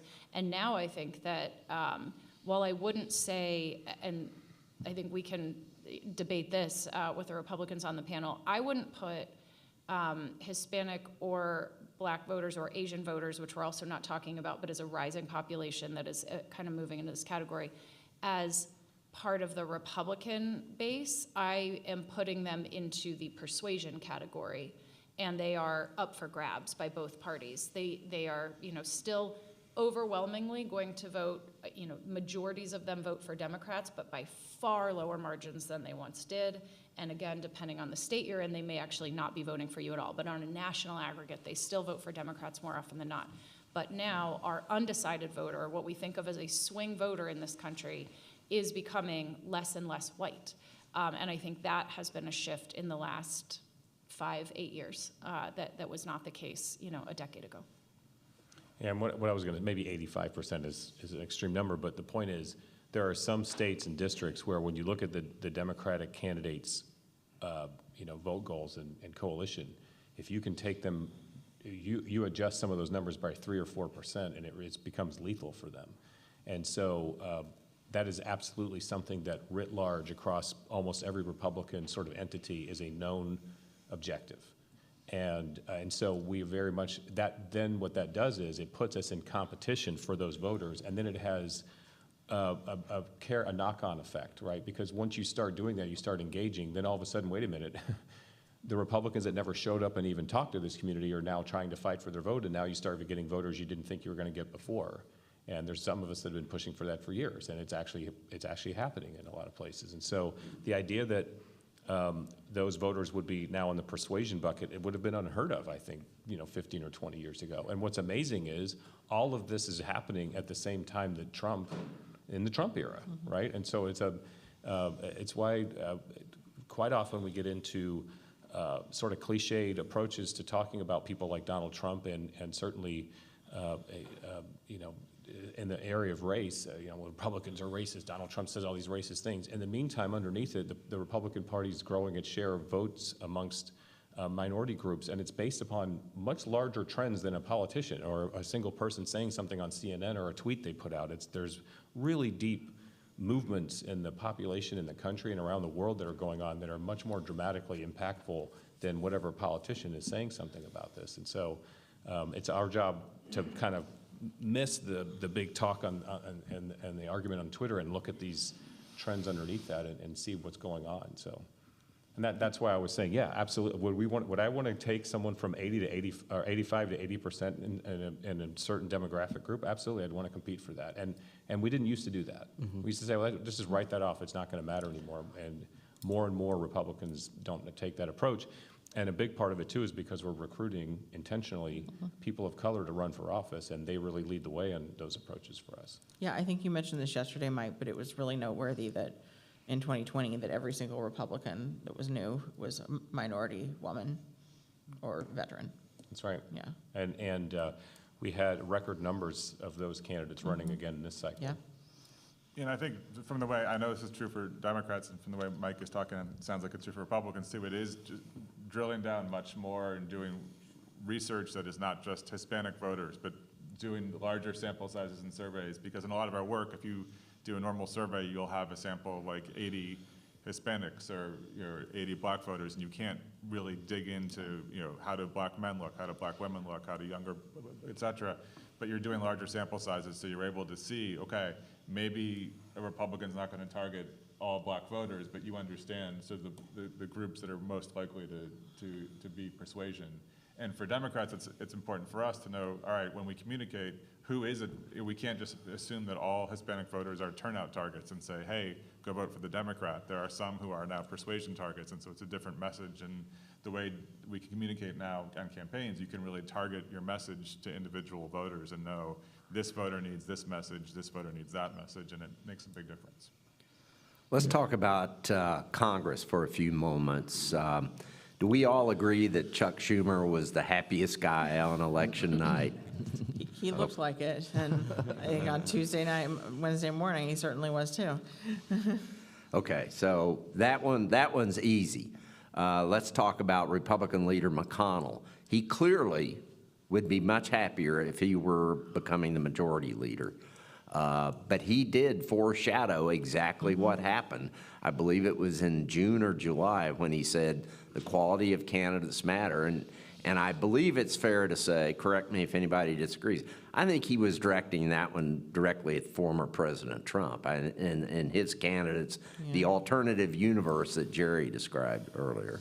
So he's got to be, even though he's disappointed, he's got to have a little bit of satisfaction there. I mean, I think it's Schadenfreude maybe more than anything. Yeah, I think you're right. I think that, he doesn't want to be right about that. Yeah. But he embraced the conflict with President Trump pretty openly.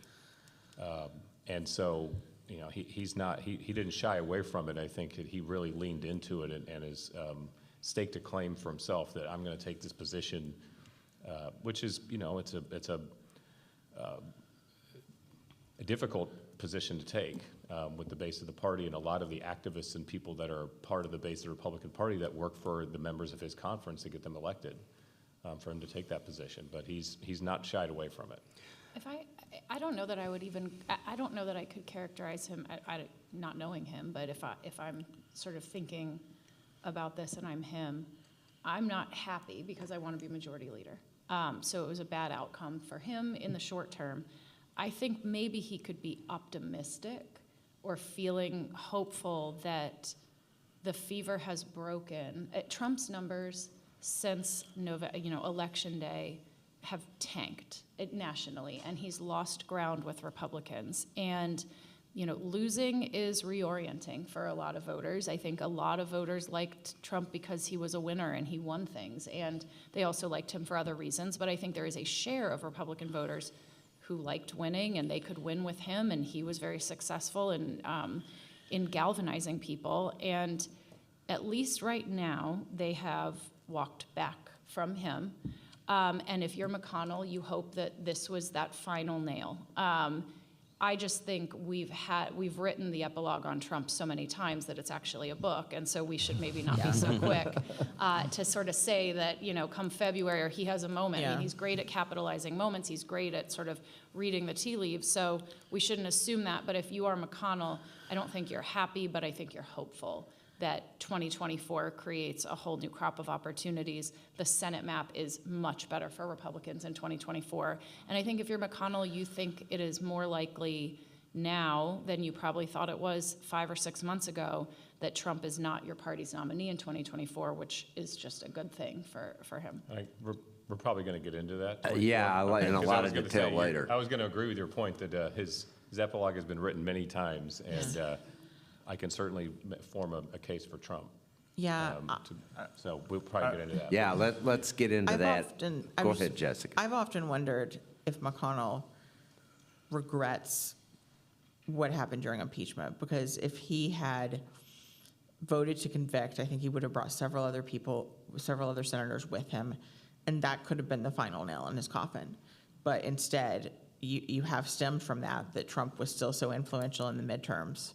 And maybe he might have been anyway, because he can say, I'm aggrieved and everything, and still be out there, I think, too. But I just look at that moment as, pivotal perhaps in a way, looking back at that. I mean, McConnell could clearly do an I told you so moment, but it is obviously not settled, because you've seen what's happened since the election is that he had sort of open conflict with his members and a challenge to his position, which you don't usually see. And the Senate is starting to act a lot more like the House. And I don't think Rick Scott is saying the answer is to be more like Donald Trump. But there are a lot of people who are criticizing him for criticizing those candidates. And so it's not as though he can now say, look, I had it right all along, because that's still an open fight that we're having within the party. And it's just not the way the Senate usually acts. Well, and before we leave McConnell, I would also add that I think he now is at a kind of a fork in the road, and he's got to make an important strategic decision. Mitch McConnell, whatever you think of him, he is a master tactician, and he's done this both ways. He's done cooperation with a Democratic president, and he's done confrontation with a Democratic president. And what's the play now for him? Is it find a few areas to show that you can work with Joe Biden? I've done that before. I did it when he was vice president, to show that we can govern and we're not the party of chaos. Or do you become the obstructionist, because that's what a lot of people who think the Senate is now like the House, Brendan, want you to be. And I don't know which direction he goes, but I think he's facing a very interesting strategic choice here. Well, he's clearly ready to move on from Donald Trump, but I think that's been the case since impeachment. I think he would have loved to have voted for impeachment if he thought he would be able to bring enough people along to do it. And he openly flirted with the idea that he was going to do it, and then walked back clearly because he realized no one was coming with him, or not enough people were coming with him. And so he doesn't hide it now. He goes out and he starts his press conferences now saying this, he doesn't use his name, but says this person is not likely to be our next nominee. The question is, does he have enough influence and power within the party to actually make that a reality? I think he's trying, and he's trying more overtly than he ever has. I think Mike and I are probably on the same page. I think that there's a good case that Donald Trump is probably a lot more powerful than Mitch McConnell still, and that argument is probably going to go Trump's way at the end of the day. Mm-hmm. Okay. Brendan, you mentioned the Scott challenge. How significant was that? Is it just significant in the sense that McConnell hasn't faced that before? Yeah, I just think it more than anything reflects that the types of folks who are getting elected to the Senate look a lot more like people you see in the House. There's a lot to the Rick Scott thing. Rick Scott and Mitch McConnell have not gotten along very well for a long time. Rick Scott doesn't get along with a lot of people. Rick Scott was in charge of he was the head of the NRSC. He was in charge of winning the majority, and he didn't. So it's not surprising that he's also looking for somebody else to blame. And there's all kinds of inside the Beltway, their teams fighting with each other kind of stuff that it boiled over. What's interesting is that there were enough people within the Senate who felt comfortable openly questioning Mitch McConnell's leadership. And McConnell has avoided that for a long time. In a way that's very different than what we got in the House. So like in the House, when we would pass a bipartisan funding bill or a debt limit increase, John Boehner or Paul Ryan would catch a lot of grief from the right. And Mitch McConnell usually got sort of a pass. Even like a Ted Cruz wouldn't really go after McConnell very much. But now you have Josh Hawley's, and you're going to have J.D. Vance's, and you have a whole new crop of people who see the currency that House members get in attacking the establishment, attacking the leadership, and it breaks down the structure even more, and you end up with weaker leaders. So I don't think that he's in any real threat. I mean, obviously he won re-election to his post. It just tells me that he's going to be facing a lot more pressure from his members who previously have given him a lot of rope. Like they knew that he knows what he's doing. They trust him implicitly. This is why they keep putting him in this position, that he understands this game better than everybody. He's just not, I think he's going to face a lot more pressure on the daily tactical things that he does going forward, and whether he has to make decisions to sort of appease that group in a way that often House leaders have to do, what might be a change in how the Senate operates. Yeah, and look, the real politic of Senate primaries is that Mitch McConnell is an issue in those primaries. And so you would have candidates running for Senate, and they would be asked, are you kind of a Trump person or a McConnell person? And they'd all say, I'm not a McConnell person, for the most part, or they would try to avoid the answer because Mitch has actually embraced embodying the DC establishment sort of role, and that, of course, is a brand that doesn't work very well in Republican primary politics. And so Eric Schmidt, you had a number of the freshman class that got elected saying, when I go, I'm not voting for Mitch for leader. Now, he won, and it's a secret vote, so who knows what the reality of that was. But, and so he has positioned himself, I think,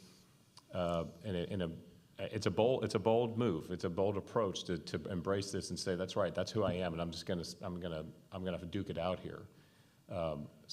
But I don't know how long he can sustain it in the current Washington. Mm-hmm. Let's talk about the House. Speaker Pelosi has to be a little bit disappointed in the House results, and leaving the House, but she has an extraordinary legacy. Speak to that for a moment. Well, I mean, I think we're going to see, I think, a study in contrast over the next 2 years, and we'll see how Republicans are able to navigate a very small margin the way that she did. She was able to accomplish a lot with very few, with a very small majority, and she'll still be around. So I think it is a sort of a study in contrast to where that that Hakeem Jeffries will be the new leader, but that she will be around and helpful to him, and I think we also just should be mindful of what her personally, what the family is going through. I mean, we have sort of an unprecedented attack on her husband, and what does this mean for our politics? And there have been, I know Steve Scalise was shot. There's been just the rise in political violence, I think, is an important part of the story here, is the polarization, and I think that's important too. But I think her impact is really profound in what she's meant for the country and what she's done. Been speaker twice, obviously the first woman speaker. So I'm sure she's sad in some ways, but she has accomplished a great deal, and I think there is now a path forward on the Democratic side, which we should be proud of.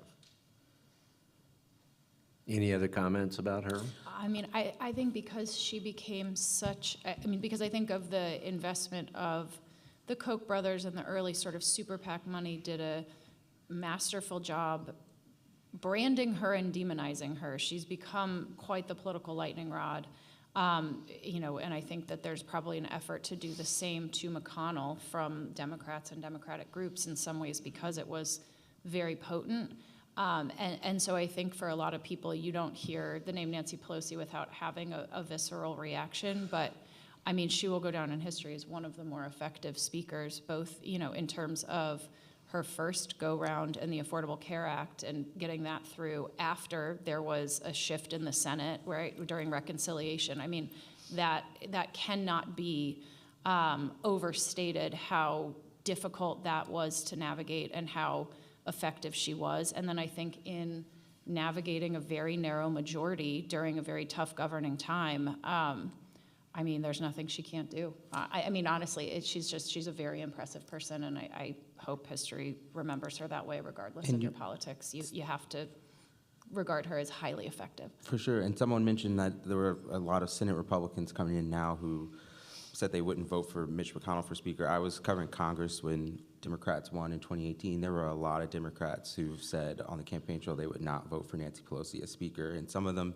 ended up doing it, and some of them didn't. But two things I remember from that moment: it didn't take very long, even for the people who had, even for the freshman Democrats who needed to take that stance politically, for them to be won over by something that she did for them, or or find some respect for the way that she handled a caucus that had a lot of divisions in it, with its progressive wing and its more moderate wing. And the second thing I remember from that time was hearing how Republicans, not all, and maybe not even most, but some congressional Republicans talk about how much they, despised what she stood for and what she voted for, but at least saw a leadership quality and keeping her caucus together, and something that they kind of wish that they saw in their own caucus. And maybe Brendan can tell me if that was overhyped or not, but those were two things I remember from covering her second speakership. Yeah, I mean, I wish her well, and obviously it's a historic speakership, and she did accomplish a lot of things. I not surprisingly, I have relatively mixed views on her.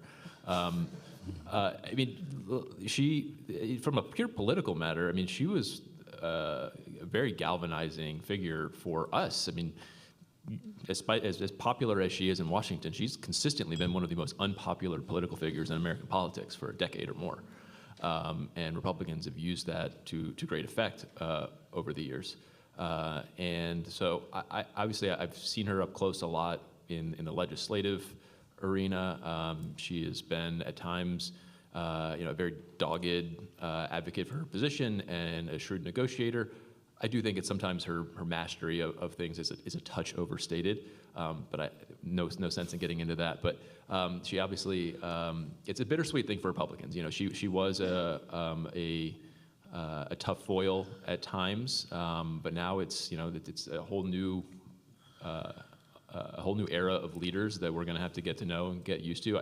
I don't think when you're negotiating with Nancy Pelosi, she does not leave you alone. Like she will call you over and over again. She will insist, and that often leads to good outcomes for her. I'm sure that Kevin McCarthy will be glad to be dealing with Hakeem Jeffries or whoever it is instead. She left an impressive legacy. I have my own issues with how people talk about her sometimes, but certainly wish her well. Yeah. Jeff, you mentioned Congressman Jeffries. What kind of a Democratic leader is he going to be? I'm pretty knowledgeable about members of Congress, and I don't know that much about him, and I bet our audience would love to hear some perspectives on him as well. Well, I mean, I think Brendan, historically, would probably have a better sort of what past leaders have been like. I don't know him personally. I can't really speak to. I mean, I think it is new ground. I think he'll have to figure out his own. Pelosi had her own style, and he will too. I think it is because he's new. I think it will be leaning on others. It may not initially be as strong of a leader as she was, and more seeking consensus and leaning on others. And again, she will still be there. Hoyer will still be. Representative Hoyer will still be there, and Representative Clyburn. So. He's going to have, along with Catherine Clark, a group that are kind of to work together, and sort of, I'm sure there's a learning curve, I can imagine. But again, I think, Brendan and Mike both might have some perspective on someone coming into the position. His moment is coming soon, because this is divided government. They're going to have to fund the government together. They're going to have to do debt limit increase together. There's going to be some pretty intense negotiations. And I don't know how much Nancy Pelosi is going to be sort of looming over those things. I think that's a bit of an awkward situation for him. But we're going to find out quick. It's a big unknown. I was did a thing with a reporter earlier this week talking about Hakeem Jeffries, and it's really interesting. Like, he was not on really a lot of people's radar 4 or 5 years ago as the next Democratic leader, and we sort of sleep on the fact that this guy could be Speaker of the House in 2 years, and nobody really, people up here know him very well, and that's. Curious, but it's also very impressive to come out of nowhere and basically clear the field and become the top Democratic leader in the House. That's a position a lot of people would like to have. And usually an open seat like that is something that leads to at least a few people throwing their hat in the ring. So that tells you he's got some type of political skill to be able to kind of come out of nowhere and take over in the way he did. I think. Yeah, oh, go ahead. Yeah, I was just going to say. I mean, I think that he intentionally. I mean, I don't know him personally, but I would say my observation has been he made an intentional decision to be quiet about, sort of a multi-year move towards positioning himself for leadership. He was the caucus chair. He knows the caucus. He is not a rank and file member. He was, sort of working beside Pelosi in that capacity.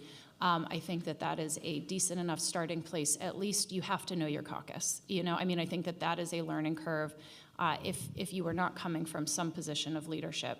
I think he also was smart in, to Brendan's point, in preventing a challenge by locking arms with Catherine Clark and Pete Aguilar and saying this is sort of the new face of Democratic leadership in the House. And that was, I think that was a savvy move, because not only does that sort of make this a much younger and more diverse sort of face of leadership, but I also think that you've got three sort of, lobbying forces for this rather than individual members doing it. I think that reflects a sophistication in, that I would, if I'm playing the optimistic side of the big question mark, which I think is right, in optimism for strategic sensibilities and also coming in knowing his members and his caucus. But I think that it's also a uniquely challenging time to be minority leader. It is such a slim minority. You've got a president in the White House, and you've got a Democratic-controlled Senate, and I think that there will be potential opportunities for bipartisanship when you have Republicans sitting in seats that Biden won. There may be more of a push for sort of bipartisan accomplishments, looking at the results of 2022.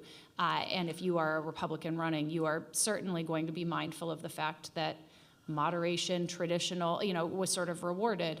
And is there an opportunity for sort of deal making on the other side? I think typically we look at the speaker and the minority leader as always at odds, and I think that both, likely Speaker McCarthy and then, Hakeem Jeffries may have an opportunity to work together, and that's what I couldn't predict, but I think is really interesting and challenging. If Democrats had lost by much more, it's not that the scrutiny maybe isn't there, and the opportunity maybe isn't there to really demonstrate much.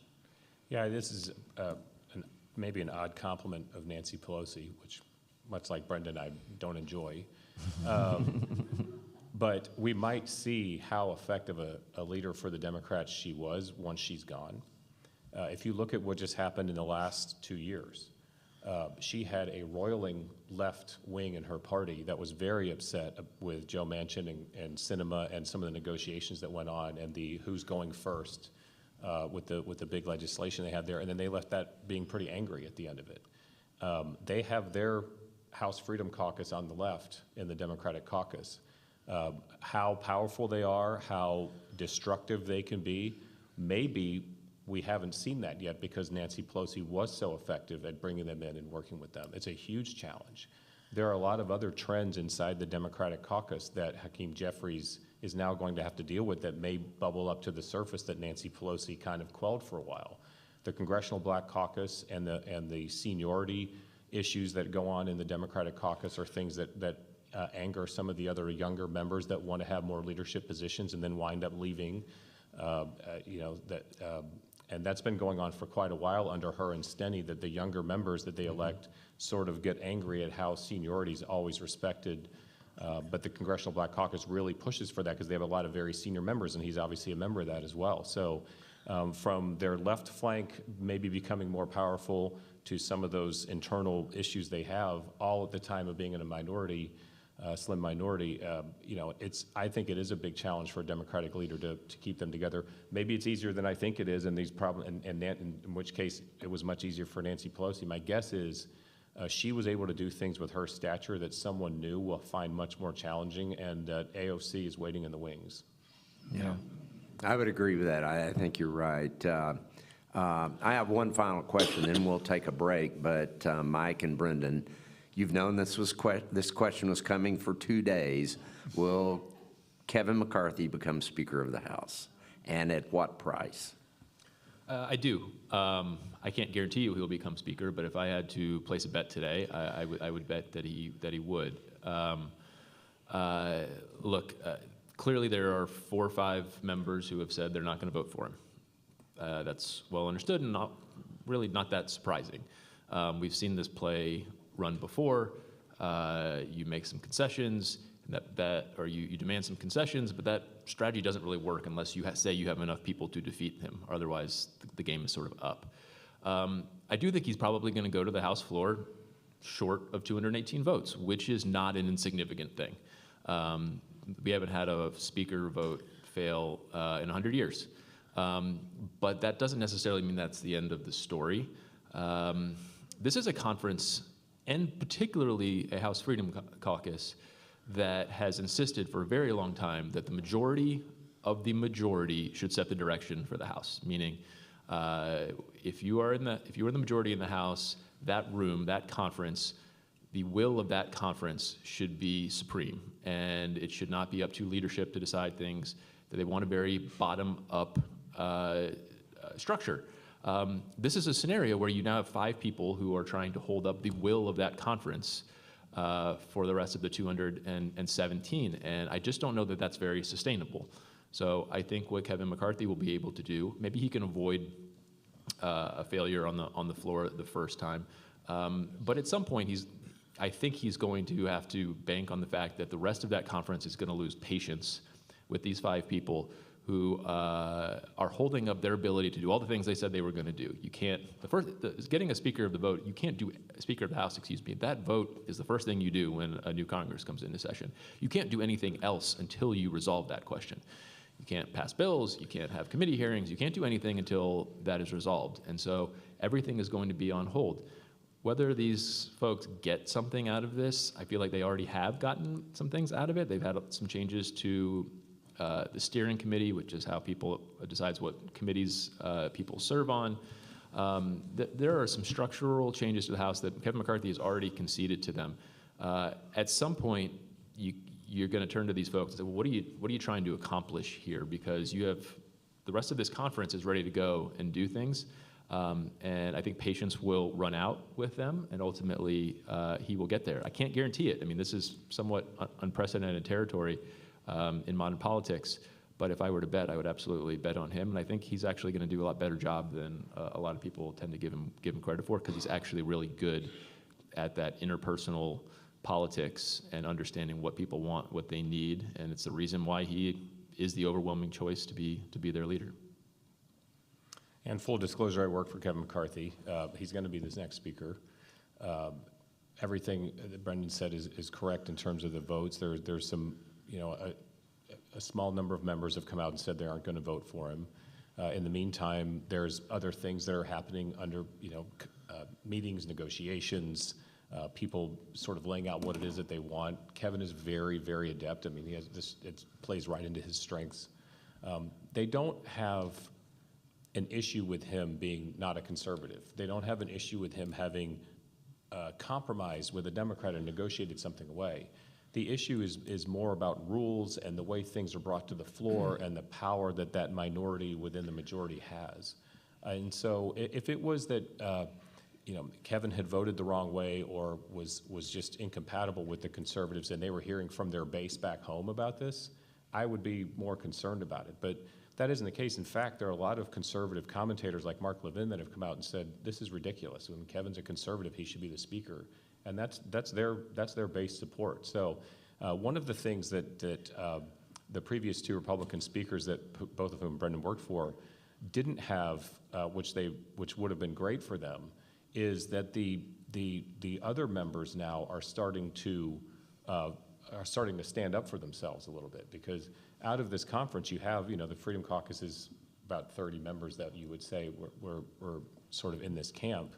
But that leaves, obviously a tremendous number of other members that are saying, wait a minute, why are you setting the course for what the rest of us want, especially if we're willing to negotiate with you and give you some things? And so now what you've had is, for instance, Congressman Don Bacon from Nebraska has said, well, if they're going to sort of take Kevin out, then we're going to start negotiating with moderate Democrats and we're going to pick a moderate speaker that we want. And so that has not really ever been in play before. So kind of like your slide where we're just always seem to be in unprecedented times, having multiple votes on the floor for speaker, I think is unprecedented. I think the reason Kevin's like, yeah, we are in unprecedented times, and I'm going to win in these unprecedented times, so let's go for it. He's not going to back down and show any weakness on that. I think that the rest of the members are showing strength, saying, yeah, maybe we'll just pick our own speaker and do it differently. Those are kind of forces that the Freedom Caucus guys had not faced before.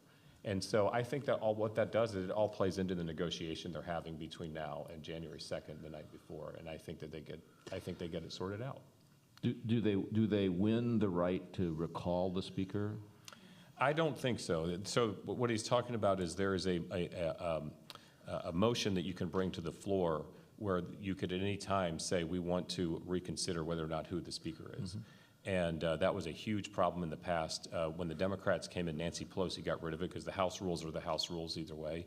And Kevin McCarthy has said he will not reinstate that. I don't believe any Republican leader would. I don't think any leader can, because what it really does is it says that you can get a very small number of members and put them in control of everything that's happening. I just think it's a non-starter. I think there's a lot of things they can negotiate on, but that one, I don't know. I'm not in the negotiation, so I'm not speaking on behalf of anybody. This is what publicly Kevin has said and others have said. But I understand why they said it, which is that it's just, it makes doing the job of governing almost impossible. And there's some really big things. And that's the other thing. You have a lot of Republicans that have been waiting to get into the majority, and they have a lot of ideas. They want the gavel. In their committees, there's legislating they want to do. There's hearings they want to have. One of the things that the Bacon crew has said is, hey, if we have to negotiate with Democrats to get a moderate speaker, maybe we give up a lot of subpoena power. So what's on the table for the very conservatives is, do you want to have no subpoena power in these committees when you want to investigate the Biden administration and put that pressure on them? So, I don't think the motion for reconsidering the speaker is one that will change. Yeah, I hope that he makes that a red line for him. So when we were there, Boehner and Ryan, the rules were that any single member can call a motion to vacate at any time. And so any one member was that powerful to trigger that vote. And Pelosi kind of pulled that back. But this question actually went to the conference in a closed-door meeting a few weeks ago, and they voted on how to handle the motion to vacate. And they made it even harder to use. The House Republicans, as a body, decided that you need to have a full majority of the conference to be able to trigger that vote. So this is another situation where the conference has considered this. The conference has said we don't want to bring back the motion to vacate in that way. We don't want to make it so easy for anybody to kind of hijack the speaker. Because if he does give this up, that's trouble. It's just looming over every single thing he does. I mentioned some of the tough votes that he's going to have to take. Those threats will be hanging over him at all times. And so he can give away a lot. I'm sure he will need to give away a few more things, but I really, just for the betterment of the institution, hope that he doesn't bring back the motion to vacate in the form that it was before. Okay. Let's take a break for a little over 10 minutes. We'll be back at 11:35. We'll talk about the presidential campaign. We'll talk about the future of the two parties, and we'll talk about the future of our politics. Just a few little things. Small talk there. Get your book. Oh, well, Jeff's my agent here. Thank you very much. That's okay. Trying. Local bookstores. You get a small percentage of each sale.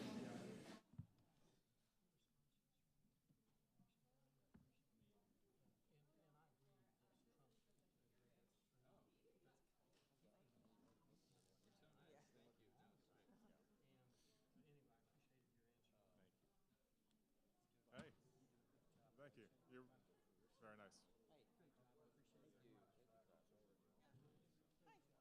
Oh, thank you so much. Thanks for coming.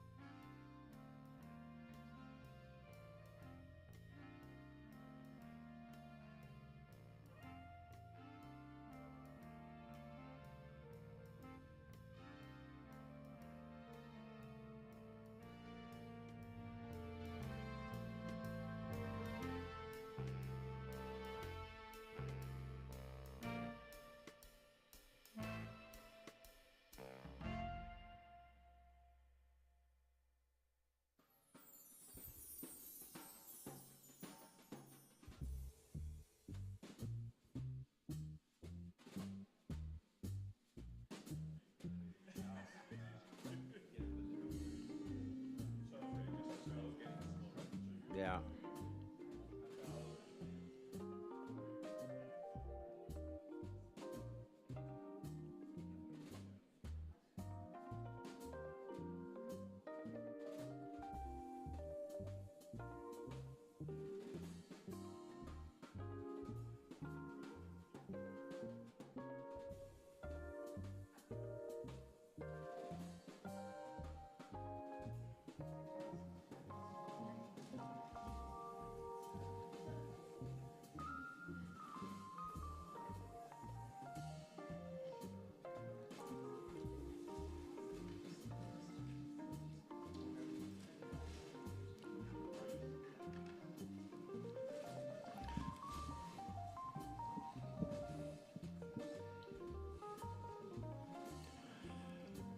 Okay, we're ready to start the final session of the Dole Institute post-election conference. There's a bit of news I thought I would share. Some of you may have seen it on your phone, but the president announced today that Brittany Griner, the WNBA star being held in Russia, has been released as part of a prisoner swap. So that happened. Let's talk about the presidency to start with. Is the president running for re-election? Yes. I jump in here because before I came here Monday night, I did an interview on stage at the Wall Street Journal CEO Council with Ron Klain, who's the White House Chief of Staff, and I asked him this question, and he said, well, the family is going to talk about it over the holidays, and we'll hear soon after the holidays, and I expect that he will announce he's running again. And so I don't think that's the sort of thing you say if you're White House Chief of Staff, if you think you're going to be proven wrong in 3 weeks. So, yes. I assume he's running until he says he's not. Like, when you're the incumbent president, that's just the default, I think, although clearly there are special circumstances with Biden, given his age and everything, that we've never seen in a way before. This is total rumor and gossip. But I was at dinner with But you're some, prepared to spread but I'm it. going to share it now publicly. Exactly. As long as the Thank lights you, are on, Mike. as long as the lights are on in the camera, why not? I was at dinner with some Democratic lobbyists who had worked on Biden's campaign last year, and they said, and this question came up of, do you think he'll run? And they said that he had seen his presidency as a sort of a mission to stop Donald Trump, and that if Donald Trump was running, then he would 100% run because Donald Trump was running. That's what their thought was at the time. Wait So- just a minute. We have here a representative from the president's polling firm. Why did I speak first? Well, thanks, Jerry. You all seem to have figured it out. What do I have to add? And no, I mean, my assumption would be that he's running. I don't and would not share privileged information if I had it. So that is, I sort of share the view of everybody here at the panel. The only answer, I mean, and often when I get this question, the question I ask in response is, why wouldn't he? And by that I mean, yes, the only answer people really ever give is that he's older, and that is a factor. But I think if you are someone who ran for president 3 times, has wanted to be president for decades, has had a successful presidency, certainly by how he would evaluate it, by many, in his party would evaluate it, had a successful midterm, there is not a sort of political deterrent for him in doing this either.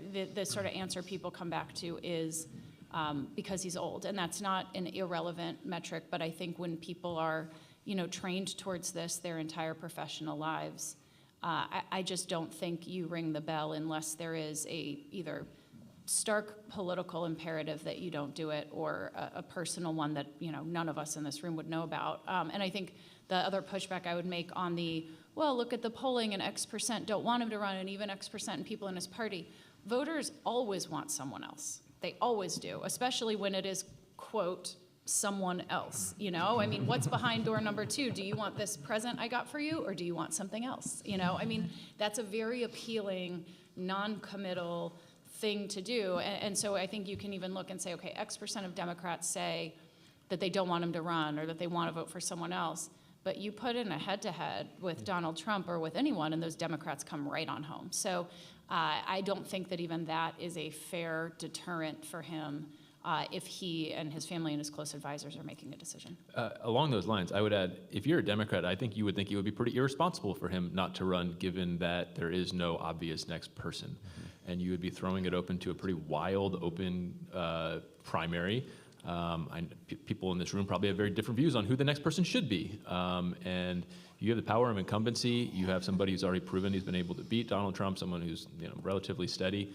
It would be one thing if there was an obvious, okay, this person is the next in line. I can confidently hand it over to this person to be the standard bearer going into an election, and we're not sacrificing incumbency.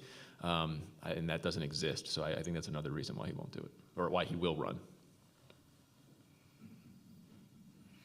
Okay, then let me ask you, if the consensus is the president's running for re-election, I would assume the consensus is that the ticket, the vice president, will remain the same? Yeah. I think Yeah. so. I don't know how you change it. I don't know how you take the first African-American woman vice president off of the ticket. I think it's also just hard to switch your ticket regardless of who it is. I mean, I don't know. I think, I also don't know, with the exception arguably of Palin, and I don't even know that I would say that that was a driving factor, I don't know how consequential a vice presidential candidate is in determining votes, good or bad. So you can say, oh, well, Kamala's unpopular, she's very popular, someone else is more popular. People don't vote for the vice president. And we kind of have this conversation every 4 years, don't we? Like, yeah, you think, and it never happens. I mean, last time it happened, it affected a guy 76. named Robert J. Dole, actually. Yeah. It was in the middle of it. 76, That's yeah. the last time that happened, so. Dole replaced Rockefeller Yeah. for Ford. Okay, next question. We got into this a little bit before. At least some of us thought that President Trump was the main person who would be unhappy with the election results. He clearly has legal issues. He actually has been acting even more erratically recently than normal. And I'm just wondering, I think Mike and Brendan clearly indicated you guys think he still is very formidable. Will he be the nominee?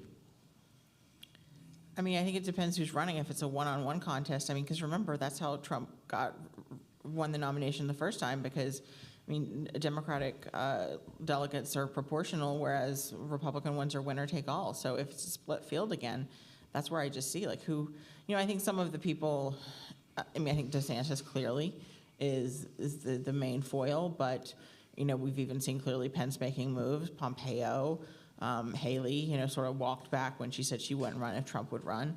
But how long do those people stay? Like, it's just, I mean, I learned a long time ago it stopped a long time ago trying to predict what Trump would do or how he would turn out or different things. But I mean, in the same way that you have the current president that would be the favorite, clearly, he's still the former president and has a large sway with the party. So clearly, even with these Democratic, even with the midterm losses, but I just think with the way the party calendar is set up, it helps him. Yeah, we track sort of Republicans by support of, do you support the party more, or do you support Trump more? And really since January 6th, there have been 10 tracks in a row where Republicans say they support the party more than Trump. Now it's 62-30, which is the biggest gap that it's been. So given that, you would think, oh, well, his power is receding. The thing is, if you look at people who say they would support the party more than Trump, they still like him. It's just they don't love him. And so it's that he still has that power over a significant part of the party. And again, we talk about, go back to this, there's this fever. We keep asking, will the fever break? Will the fever break? Well, I would say go back to 2010. There's been a fever and it hasn't broken. And I don't think we should expect it to break unless there's some major event which could happen. But I think the fever's still there and he's still the dominant force in the party right now. Okay, I think, as we mentioned, his epitaph has been written already too many times, and there's always a disconnect, I believe, from people in Washington, CNN panels that I'm on, talking to people in the media, between what their perception of his hold on the Republican base is and what the reality of it is. And I think, look, he does that. He is unprecedented in his ability to generate media attention, clicks. If he wants to dominate a news cycle, he can do it, and the media, with all due respect to my friends and colleagues here, will fall for it almost every time. And so that's an amazing weapon when you want to run for president. And but what it also does is it just distorts the strength of what it is that he's cashing in on, which is that the party started to become a populist party before him. In 2010, we elected 63 members, and over half of them had never held office before. Most of them were not free traders. Most of them were much more of a populist type of Republican. That transition began because, as we've talked about, there are large trends in our society that are happening. He managed to come in and take advantage of that. And so, the perception from, I believe, a media perception is that it's all top-down. Donald Trump created everything was kind of perfect, and everyone got along until Donald Trump came along, and then all of a sudden he changed the party, and everyone fights with each other, and that's just not the reality of it. The base of the Republican Party has been shifting and roiling for a while. And so he can tap into a massive amount of support, millions of voters that will show up for him in a multi-candidate primary. There's going to be an open multi-candidate primary for president. And so, yes, all the numbers, his popularity amongst the American people has gone down. Republicans are less supportive of him than before. But that does not mean that he cannot regain his traction. In fact, I think he's not asking me for advice. He does better when he is speaking to that group of base voters and representing their values and bringing people into the party that felt like they didn't have a voice before. Working class voters who thought that no one cared about them. That is the strength of Donald Trump's candidacy. When he's talking about himself in the last election and sort of fights in Washington, then he starts to sound like a lot of other politicians, and I think that's what hurts him. But he's done this before. You've seen he has the ability to go get rallies and dominate. I mean, when he does a rally, we've seen studies on this. If he, outside of the major media places, right? Like not in, New York or LA or Houston, but going into a smaller media market and doing a rally, it's like 5 days of solid coverage. And people come partly for the spectacle, but he can fill stadiums up of people. None of the other candidates, maybe except for one that's talking about running for president in the Republican side, has shown the ability to kind of compete at that level. And so I agree with Jessica. If it's a one-on-one contest, that's a different story. But it's not. I mean, last time it was 17. And so I'm not saying he's going to win by any stretch. I think that there are a lot of things are going to happen between now and then. We're decades in politics away from having a Republican nominee. At this time in 2015, he hadn't come down the escalator yet, right? So things change dramatically. But I also don't think that people should look at what's going on in court cases and indictments and, oh, this is the end of him, and he's going to get indicted. No, it's not. I mean, he will use that to his advantage to talk to those voters and still be able to mount a pretty formidable presidential campaign, I believe. I would just add a couple of points here. And the first would be to underscore what Mike just said about the party, which is important to remember here. And Jeff was kind enough to quote from my book, the title of which was "We Should Have Seen It Coming." And the point really was, this was a long time coming before Donald Trump came down that escalator. And one of the things I realized in going back in retrospect to cover all this ground again was how big a factor the 2007-2008 recession was, and the feeling of unhappiness, both on the left and on the right, that the system wasn't fair. The big guys got bailed out, and I lost my house. The system was rigged against people like me, and that was Occupy Wall Street, and it was the Tea Party. And then Donald Trump showed up, and he said, the system's rigged against people like you. And I said, yeah, I knew it, and he told me it's right. And that's not going away. So that's point number one. Donald Trump and Bernie Sanders showed up. Yeah. Correct. No, absolutely. Right? Absolutely. It's the same forces. Same message. Yeah. Almost, the solutions were vastly different, but the message was the same. Yeah, you're right. The system is rigged against you. And people still think that, and that'll be true when Donald Trump says it again in 2023 and 2024. So that's the first thing I would say. The second thing I would say is that, there was this question a year ago, which we talked about. In fact, we talked about it here when I did the session with Tony Fabrizio and John Anzalone about would Trump clear the field if he had not announced. Well, that's not the question anymore. He's not going to clear the field. But that's also, to Jessica's point, that's his big advantage. If you take the anti-Trump vote and you split it 10 ways, he wins the states that he won potentially in 2016 with 25% of the vote. So that's his advantage now, that he won't clear the field. That's the advantage.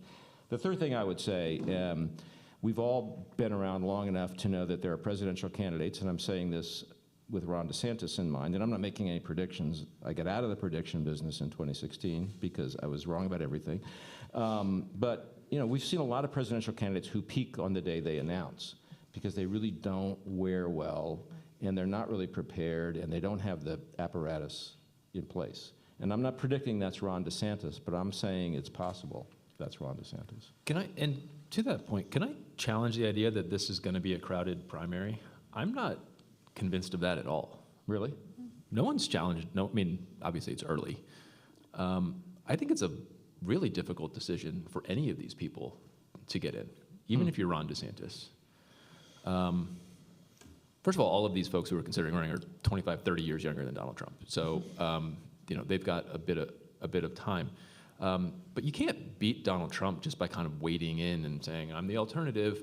You kind of have to go up against him, and that's not an enviable thing to do. If you know, Republicans love you right now, if you're going to pick a fight with somebody who millions of them like, I'll be surprised if Nikki Haley runs. Maybe I won't be surprised if Mike Pompeo runs, but who cares? Maybe Mike Pence runs. But even if you're on DeSantis, not only do you got to wonder, can I beat him, which is, I think, a very open question. And if you run and lose, that's not great for you.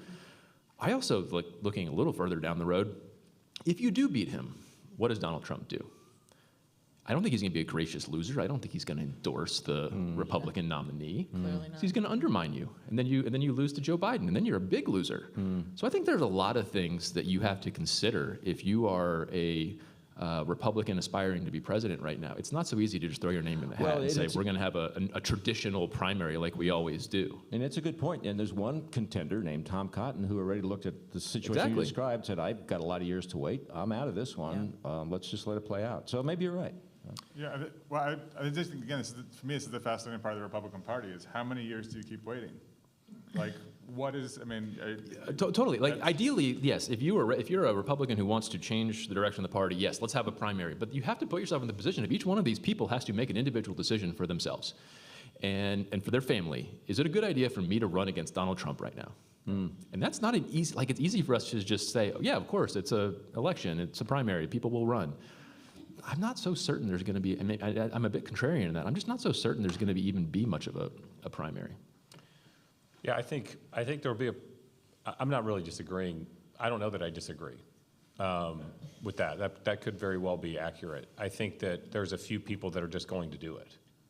Now, how strong I think Pence will probably do it. I think Chris Christie will probably do it. I think that there's going to be a moderate Larry Hogan, Glenn Youngkin wing that will put forth somebody, because also people see a benefit sometimes in their careers to run for president, even if they're not sure they can win. And then guess what? Sometimes they do better than they think they will. But just, you know, I can make a case very easily for why Donald Trump would win the nomination. I can make a case for Ron DeSantis. Ron has captured the imagination of the Republican Party in a way that very few politicians ever do. In a very short period of time. He is able, he's excellent. He's a very, very good politician. If you watch the first 100 days of his time as governor, he was actually sort of, he won a very close election. I worked on his campaign in 2018. We won a very close election. And, you know, the first 100 days he was doing green things in the Everglades, going to urban centers. He's a very deft politician. He is able, there's a brand of republicanism that is looking at President Trump and saying, I wish we could have those policies. I wish we could do the things that I believe in, but have maybe someone else doing it. And then they look at DeSantis and they go, my God, there is someone who could do that. He shows the strength and the bravado that Trump has that a lot of Republican primary voters look for without necessarily some of the baggage that would come along with President Trump. And so, and I think that one of the other things is there's a huge amount of donors in the donor community that are seeing that. And so there's a sort of sub primary that's already taking place where you have those donors that are gravitating towards DeSantis away from Trump. And of course, by the way, they're both in Florida. And there's a lot of sort of Republican energy moving to Florida because of DeSantis. You know, the CPAC conference was in Orlando this year where all the conservatives gather every year because they wanted to be close to DeSantis and he was going to come speak at it. So there is a very strong case that you could envision seeing Ron DeSantis defeating Trump and winning the primary as well. So I want to make sure we, you know, there are other scenarios that are very viable. And all the policy stuff too with him, but also with DeSantis, he's a winner. And I feel like a lot of Republicans, you know, wherever the election now comes down, I do think there's a lot of Republicans who took note of that on election night, how decisive he won, and looked at it as something they could attach their horse to. Yeah, that's a great point. And another thing about DeSantis is as the parties are shifting, as Republicans have ingested more anti-war, populist, lower income working class voters, has become more, we've sort of taken a lot of those from the Democrat coalition to put them in the Republican coalition. The other thing that has happened is that libertarian minded voters that, you know, a voter that may have been against the Patriot Act and really mad at George W. Bush is now really against COVID mandates and is much more Republican. And they see Ron DeSantis as their champion. And so he's got a whole different, which is why every election is different, right? Like we haven't had that sort of pool of voters that we would be trying to segment out and figure out where they're going to go. But there's some that are, they may be socially a little bit liberal, but they're libertarian on other things, especially with COVID mandates and the government overreach. And DeSantis is like their hero. And so he has a whole other group of people to tap into that could take part in primaries and reshape them a little bit. I mean, I think the pushback, I agree with everything you said on DeSantis. To me, it is I am watching a ping pong match between sort of the case for Trump is very clear and very reasonable, and then the case for DeSantis is very clear and reasonable, and I don't know, you know, so this is not a pushback as much as it is the considerations when I'm looking at this as well. I think what DeSantis has going for him is that he's a winner and he's got a lot of money. I mean, a lot of money, more than anybody except for Trump, and it also seems like maybe the Murdochs, which is consequential, or at least big funders. But he has not been tested. I mean, he did not have a real primary for governor. He was a House member before that. Impressive accomplishments. He's very good at taking fights to liberals, and he's good at standing up for conservative values or talking to voters that Republicans don't typically talk to.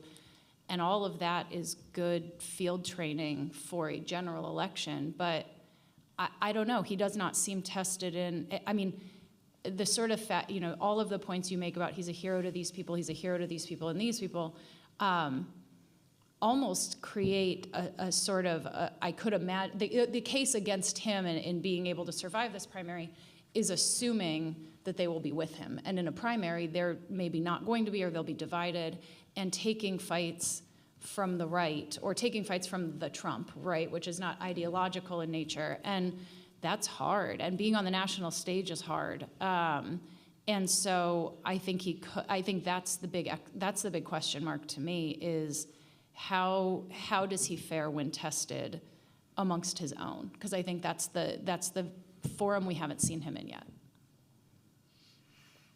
Okay, then the next logical question is, if Trump is the Republican nominee, do we just have a replay of the 2020 election and this time Biden wins by 10 million votes? Or is there a scenario in which Trump can be elected president? There's always a scenario. Yeah. Absolutely. He did it once, yeah. Absolutely. I mean, of course. I mean, I feel like the 2020 election never ended. No one wants to paint that picture, Or so 26. Or the Sure, I'll 2016 paint it. election, yeah. 2016 election too, like it's just, If the economy continues to be where it is, and Trump is able to focus on the things that I talked about, which is focusing on the needs of people, recapturing what he was able to do in 2016 with populist voters, working class voters, and representing them and being their voice, and painting the other side as out of touch, and especially with a bad economy. Of course, when the president's approval rating's in the 40s and the economy is so terrible, of course the out-of-power party's presidential nominee could win. And so it's up to that nominee to not make mistakes and maybe talk about some, some of the things that I would advise him not to talk about and focus on the things that helped him win in 2016. So if you wanted to create a scenario where you could see that, yeah, absolutely. I think too, we've spent a lot of time over yesterday, we spent a lot of time talking about how polarized things are. And we went from the, Georgia November election to the Georgia runoff, and nobody changed their vote. And from 2020 Georgia runoff, nobody changed their vote. It's not a Georgia thing. That's not a Raphael Warnock thing. That's a thing. And so I think that probably what you're going to see is if it's a rematch, is a really close contest between Joe Biden and Donald Trump. And probably there will not be very many Biden 20, Trump 24 voters, not because of a failure of message or a failure of policy, but because there aren't that many voters that flip from cycle to cycle, particularly when it's the same candidates. However, that was a really close contest, and Donald Trump almost won. So you don't need that many people to do that. And so you could make the case that Trump could win because he doesn't need to, 115,000 votes or something, in aggregate. It's not that many. Right. And then you can make the case that Joe Biden will win because he did it before, and probably not a lot of people are going to change their mind. I would rather be Joe Biden than Trump, only outside of the fact that he did it once, only because in the number of focus groups I've done with voters who voted for Biden but consider themselves to be either independent or Republican leaning, voted for Biden but split their ticket and voted for the Republican for House, those sorts of voters, none of them regret today. If they had to do it over again, they would still vote for Biden over Trump. Now, they may have problems with Biden now that they didn't at the time, but when it comes to the choice, I have not heard a voter in the Biden v. Trump matchup say, I should have voted for Trump. And you do hear that sometimes.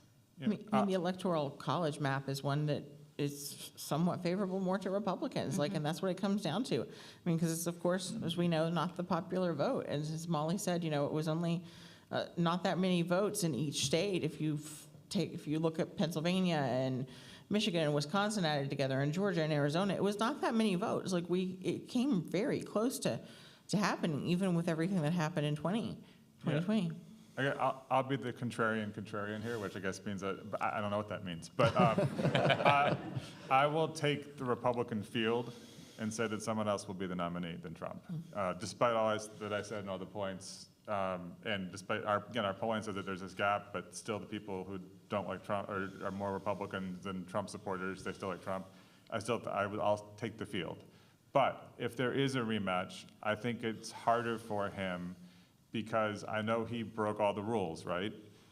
But we like comeback stories, but we also like some sense of growth when people come back. Like, hey, they're better than they were. There's a new and improved version.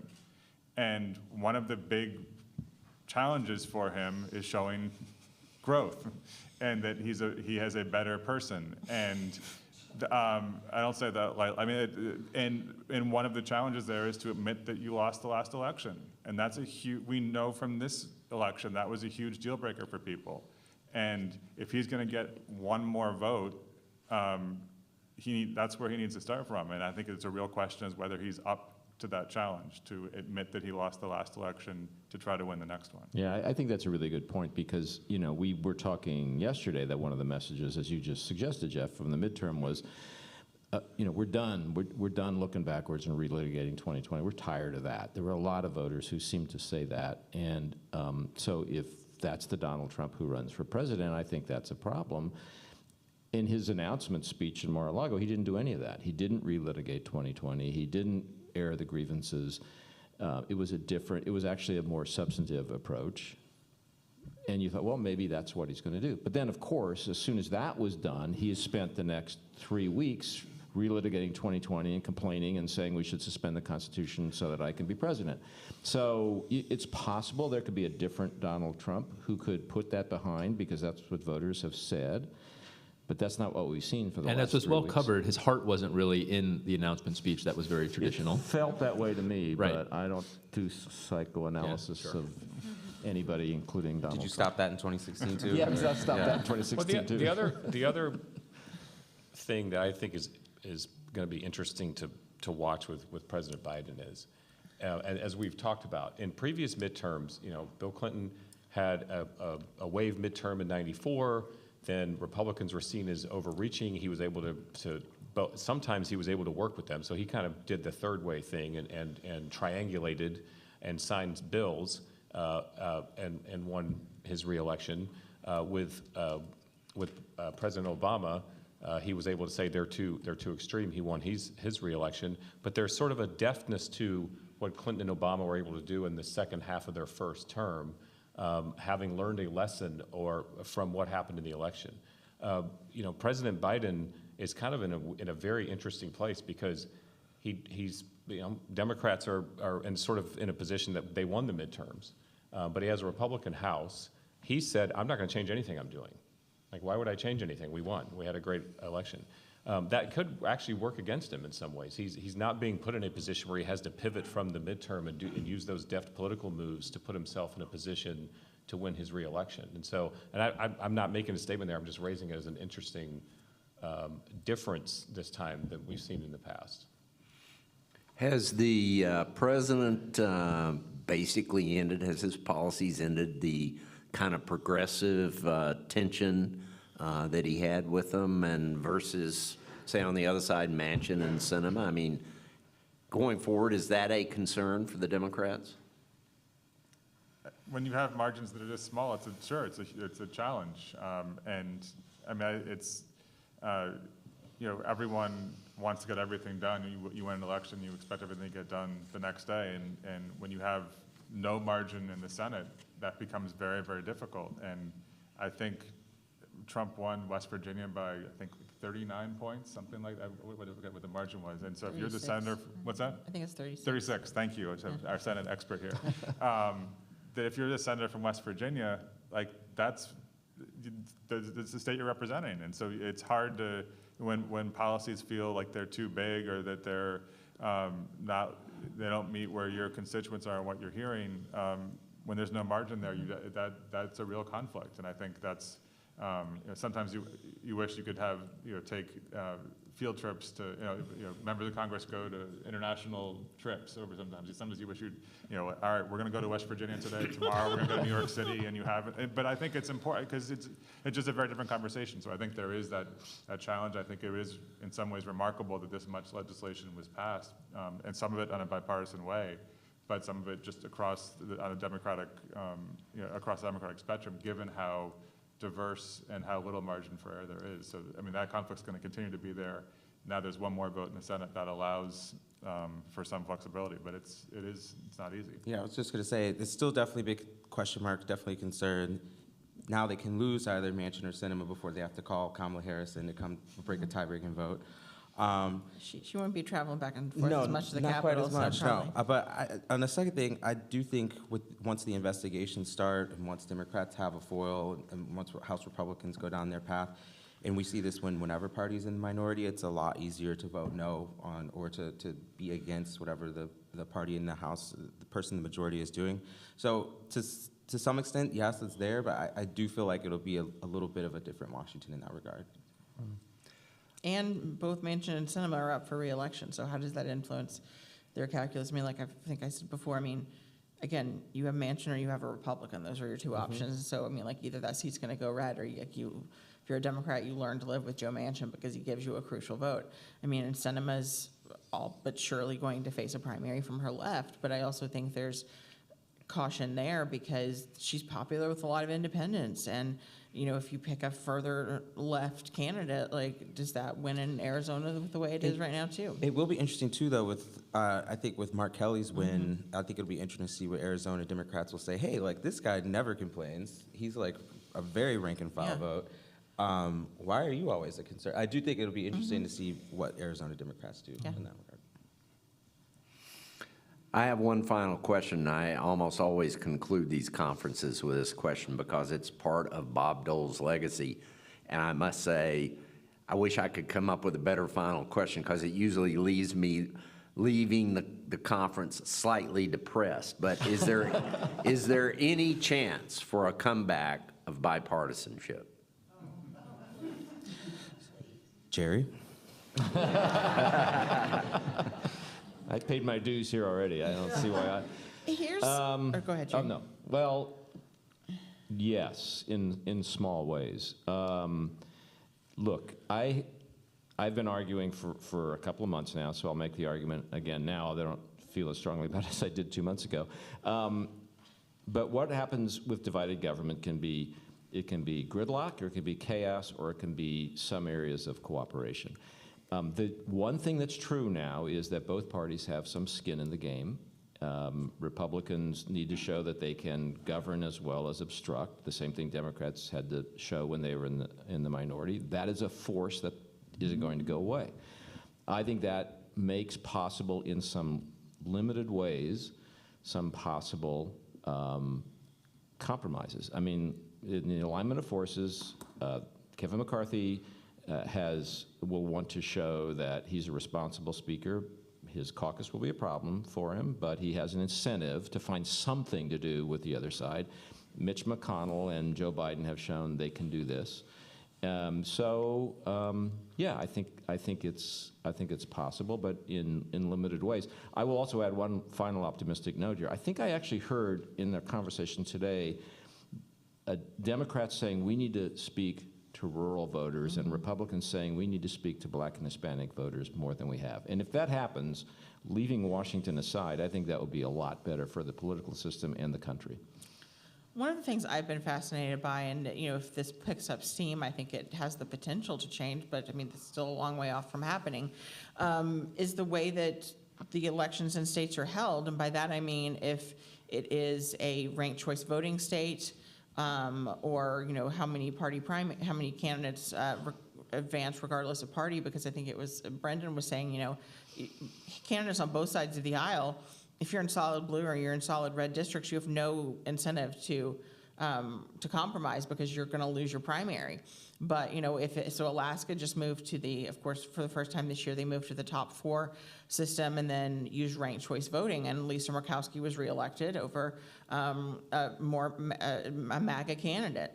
Nevada passed that in the ballot this year. However, it has to go on the 2024 ballot a second time to be approved. They would use a top 5 primary system, and then use ranked choice voting. Maine has just ranked choice voting, but to me that's a way to, and I think the top 2 primary system, places like Washington is as well, that you're not just catering to your base voters, and you don't have these candidates that are winning with just a plurality of the vote in the primary and then go on to have uncontested elections. So I think that's something I'm watching over the next few years if that picks up steam in any other states. And just on the partisanship thing, I do feel like on both sides, I talk to people all the time who are just tired of their choices. And I feel like that's a down way to look at it, but an upside way to look at it is, I do feel like there's the potential there. There's just people in waiting to be inspired, and people waiting to vote for somebody because they actually like them, and not because they don't like the other side. So whether or not, who is that person, people don't know a lot of the times. But I do think there is kind of like the sentiment in waiting among the electorate to be inspired. Yeah, look, I think I think a lot did get done over the last 2 years. Some of it was bipartisan. And I think more than bipartisan, I think that matters to people. People want to feel like things are getting done. And they don't, bipartisan's nice, but it's more about things are getting done that are helpful. And so I think both things happened over the last 2 years, whether it was bipartisan or not. I think you're going to see some of the parts of the infrastructure bill are going to start to be carried out. There's going to be work on broadband and bridges and highways, and that matters, and people will see that and feel that. And then I think the optimism for the next 2 years is also that there are these Republicans who are in Biden districts, and they didn't get elected. They didn't get elected to look at Hunter Biden's laptop. They got elected to lower the price of insulin and make a difference in people's lives. And the next 6 months or so, when Republicans have the investigative or subpoena power, the first things may be on these investigations, but pretty quickly there's going to be a tension there that hey, what are we doing? And I think debt ceiling and government, yeah. And so those, I think, again, I think we live in a time where the rhetoric is pretty heated, and sometimes it boils over to actual violence. But I'm more optimistic, I think, than not. And I think, again, a lot really also depends on what happens in the Republican presidential primary, and where the former president is and where he isn't. I think that there's more bipartisanship, and you can find it than you might think. I think this is the depressing thing. The system is designed to stop it.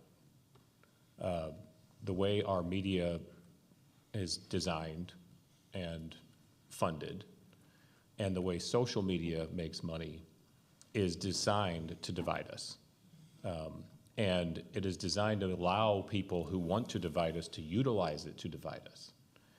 As long as those things are in place, the bipartisan things that are actually there will never be highlighted to make us feel good that, hey, we're actually working on something together, and they will always be shoved down to highlight the fight to divide us. And so until we address that problem, it's going to keep feeling like this for a long time. And so, my wife, who's a very successful political operative and speaks to groups, gets asked things like this, and this I won't ask it here because I know this is a really engaged crowd, so this is a little bit different. But a lot of crowds that you might speak to that are, corporate folks, and she'll say, well, how many of you vote in primaries? And, a smattering of hands will go up, and she'll say, well, as long as the turnout in primaries is low, then you're going to get what you deserve because you're not taking part in the process to help solve the problem that you are concerned about.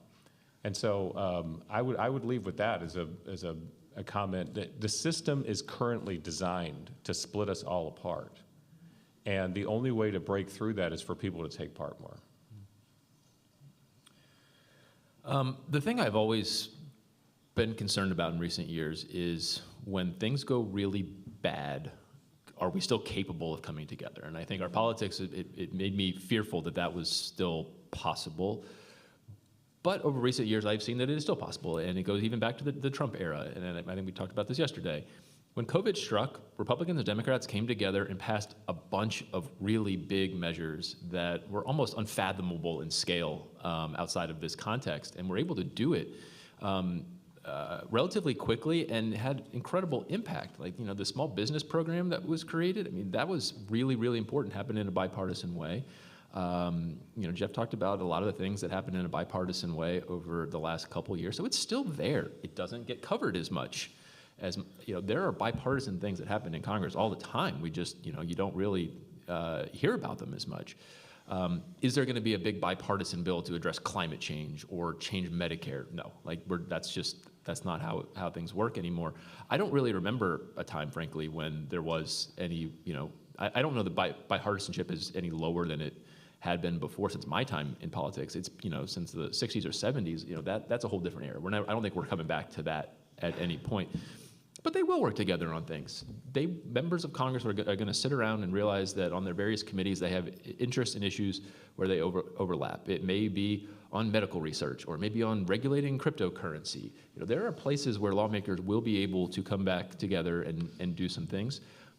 There are big structural reasons why we can't. Big structural reasons why we can't have harmony all the time, and the incentives are such that you score points through conflict, and there will be a lot of conflict over the next couple of years for sure. But I'd just like to remind people a lot that bipartisanship hasn't entirely gone away, and when we've been really tested, we've still been able to find a way to come together. Yeah, I agree with these points. I would say I look at this as there is a different answer to the question, is bipartisanship possible, and is an end to polarization possible? Bipartisanship is a governing thing, and you could have everything that be bipartisan, but as long as one side views the other side as the enemy, and that other side views the other side as the enemy, that bipartisanship is not going to amount to a change in how this country feels. And so I don't actually, while I'm very supportive of bipartisanship and I think it's a step in the right direction, I don't think it is a cure for polarization, because I do not think those two things are connected. Ultimately, I think it is a larger problem. I totally agree. It's media, it's social media and misinformation. But I also think It's incentives. If you are an elected Democrat, your voters will tell you that they want you to be bipartisan. But what that actually means is they want Republicans to vote on the things you want to do, right? I mean, that is what bipartisan means. If you are a Democrat, bipartisanship means, can Kevin McCarthy please just get his caucus to vote on this thing that I believe? And I think look no further than Kyrsten Sinema and Joe Manchin, who are kind of in the model of more bipartisanship or moderation or from a governing standpoint. And Democrats, people, not their colleagues and probably some of their colleagues, but Democratic people, voters, activists, are livid. And she's going to be primaried. And so I think we sometimes act like this is a problem that exists in Washington and a cancer that exists there, and there's a lot of reasons for that because it does emanate from there. But the incentive structure exists outside of governing, and it exists outside of the politicians themselves, and has to do more with how, until we start talking in our communities to people who disagree with us, and I think that's why I feel so, sort of moved by the discourse of these last 2 days, that you can disagree and not look at that person as bad for the country. We're just not going to move forward. And so I'm all for bipartisanship, but I'm flippant about it at the same time as a cure. I'm for it as far as governing goes, and I think a moderate incremental government is the right move. But I think we have to fix the polarization problem, and those incentives exist inside, but also heavily outside of Washington. And just real quick, if I could, because yesterday Mike defended political parties and Molly defended pollsters, so I'll quickly defend media. Two things, I actually really agree with Molly on the last point, that I actually think if there's a bias at all in media coverage, I actually think media, especially in the Beltway, almost have a bias towards rewarding bipartisanship, when actually I do feel like there are a lot of Americans on either side of the aisle and their representatives who we cover who actually, what they don't want is the bipartisanship. And I think, we're only in a media where the Congress we get is the Congress we cover, and a lot of times what the lawmakers are talking about isn't the bipartisanship, it's talking about the stuff that is very discord. And the second thing I'll just say is, and it's kind of the other side of Molly's question about, well, are pollsters trustworthy? Are polls trustworthy? I do think all media is not the same. And I do think one of the big things that would help some of the polarization and some of where we are as a country would just be a lesson in news literacy and understanding what's a trustworthy source, what's not, and all that. Yeah. Okay, I'd like to open it up to any questions that our audience may have. If you have a question, if you can stand okay, go over to the microphone. If you would rather have someone bring a mic to your seat, we can do that. I don't have a lot of time, but I would like to get in a few, and so we'll start with Dr. Ballard. Thank you very much, Bill. I'm going to ask my question first because I have class at 1 o'clock, and I'm teaching this the last day of the semester, so I have to be there. So let me ask the question. I have not heard much about the women's vote. I teach a class, the Women in Leadership in the Legislative Process. The women's vote and what impact they have, since they have voted the most in every election since 1980, and not just the suburban women or the soccer moms, but also the black women's vote within the Democratic Party, how important that is. And a little bit more about Gen Zs. We had John Della Volpe here in April. He wrote the book Fight, and he also does the New York Times every April. And he talks about the impact of Gen Zs in the elections 2 years ago in Georgia and even today. Thank you. I feel like the woman pollster should take the first question. I'm glad you asked the question. I think we could, as you teach a class, it's too hard to succinctly answer a question about the power and impact of women voters, in part because anything we had said earlier about Hispanic voters are not a monolith, or these are that type of voters are not monolithic. Women are not monolithic. They have been decisive in many of the key elections over the past few cycles. I think that they tipped more towards, I mean, they are a more Dem-leaning group as a whole, but I think that they tipped even more so in the most recent election, and that was a question, and women in the suburbs were decisive. To your point about Black women, I mean, depending on the state, that obviously is where they are most consequential, but they are decisive in many of our primaries. And I think that you could, if you wanted to simplify sort of what it takes for any Democrat to win the nomination for president, it's the candidate who wins Black women. I mean, that is, I would say, the most consequential voting bloc in the national Democratic primary. You know, they don't always break for Democrats as a whole. Certain groups do, absolutely. And so they will always be a high priority for campaigns just because they often, where they go, so goes the victor.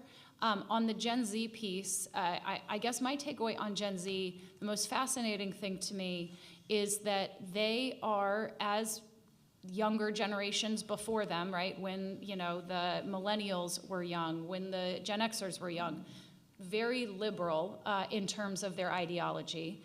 Usually that meant identifying as Democrats. I am a liberal, therefore I am a Democrat.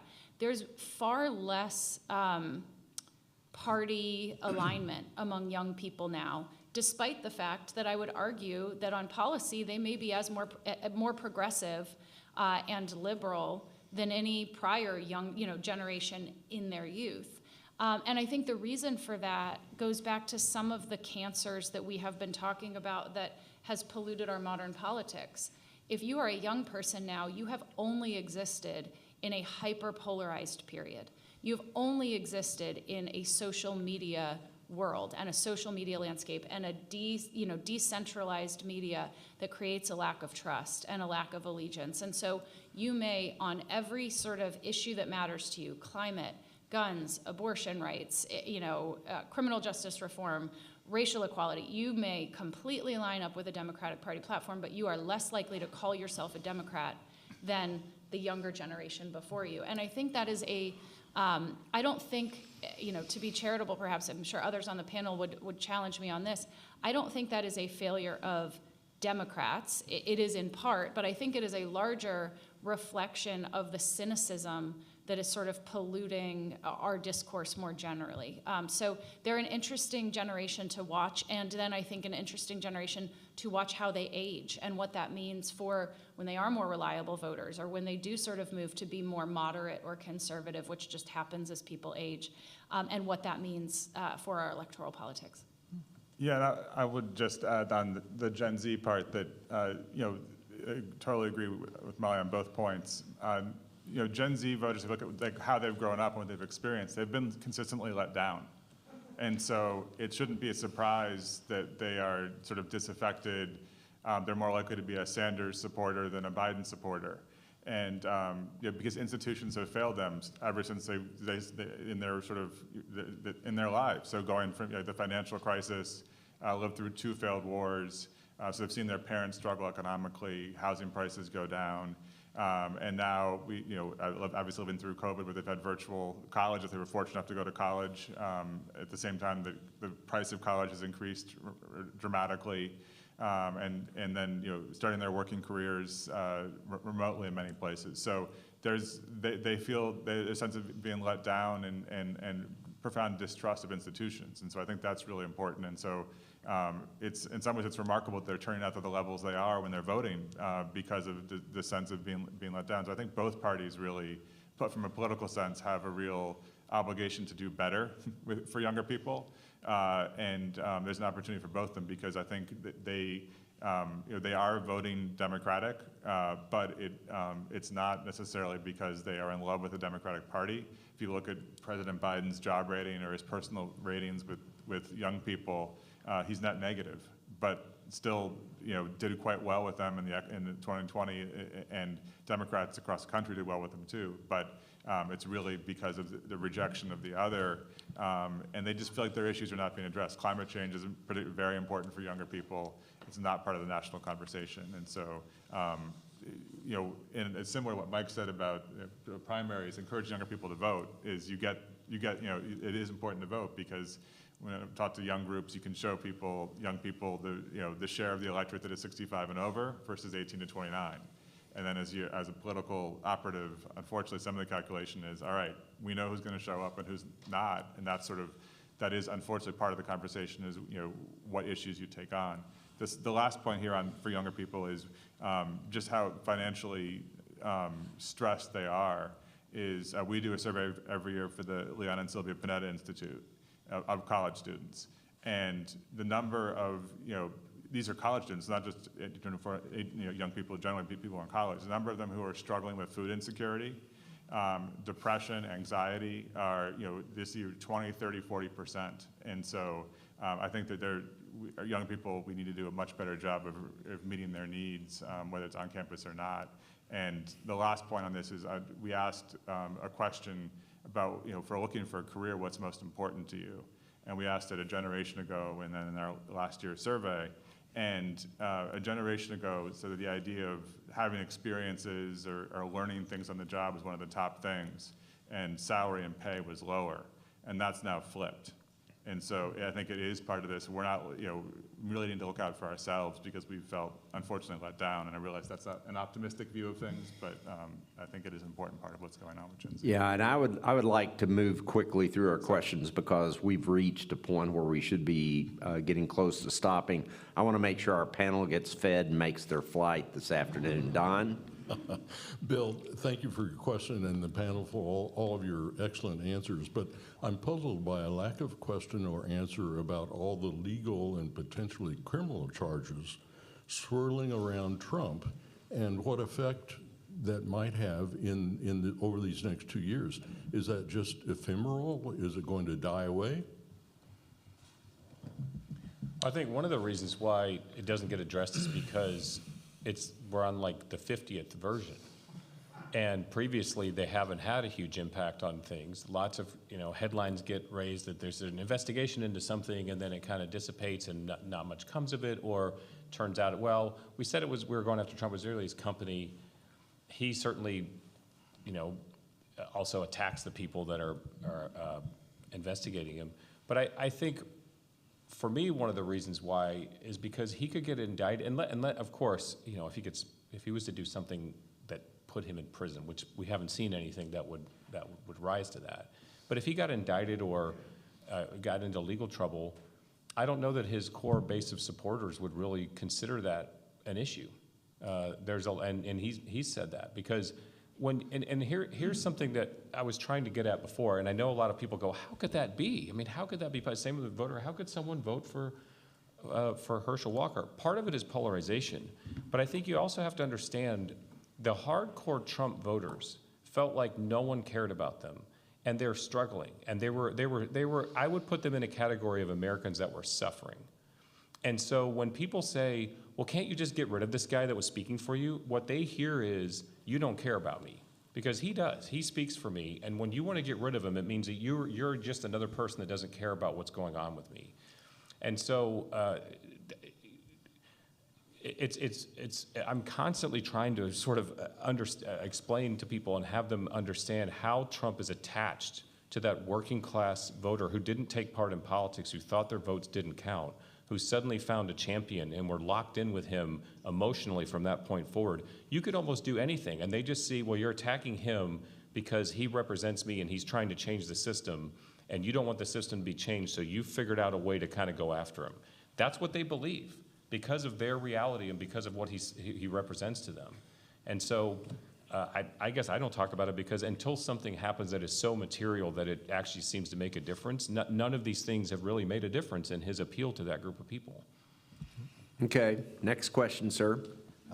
I'd like to follow up on the question of political operatives, pollsters, and the media in relationship to the public interest. Mr. Seib briefly mentioned that a few months ago, the Dole Institute, with Mr. Seib moderating, hosted Tony Fabrizio, the political operative protege of the dirty politics guru and resentment personality trickster Arthur Finkelstein.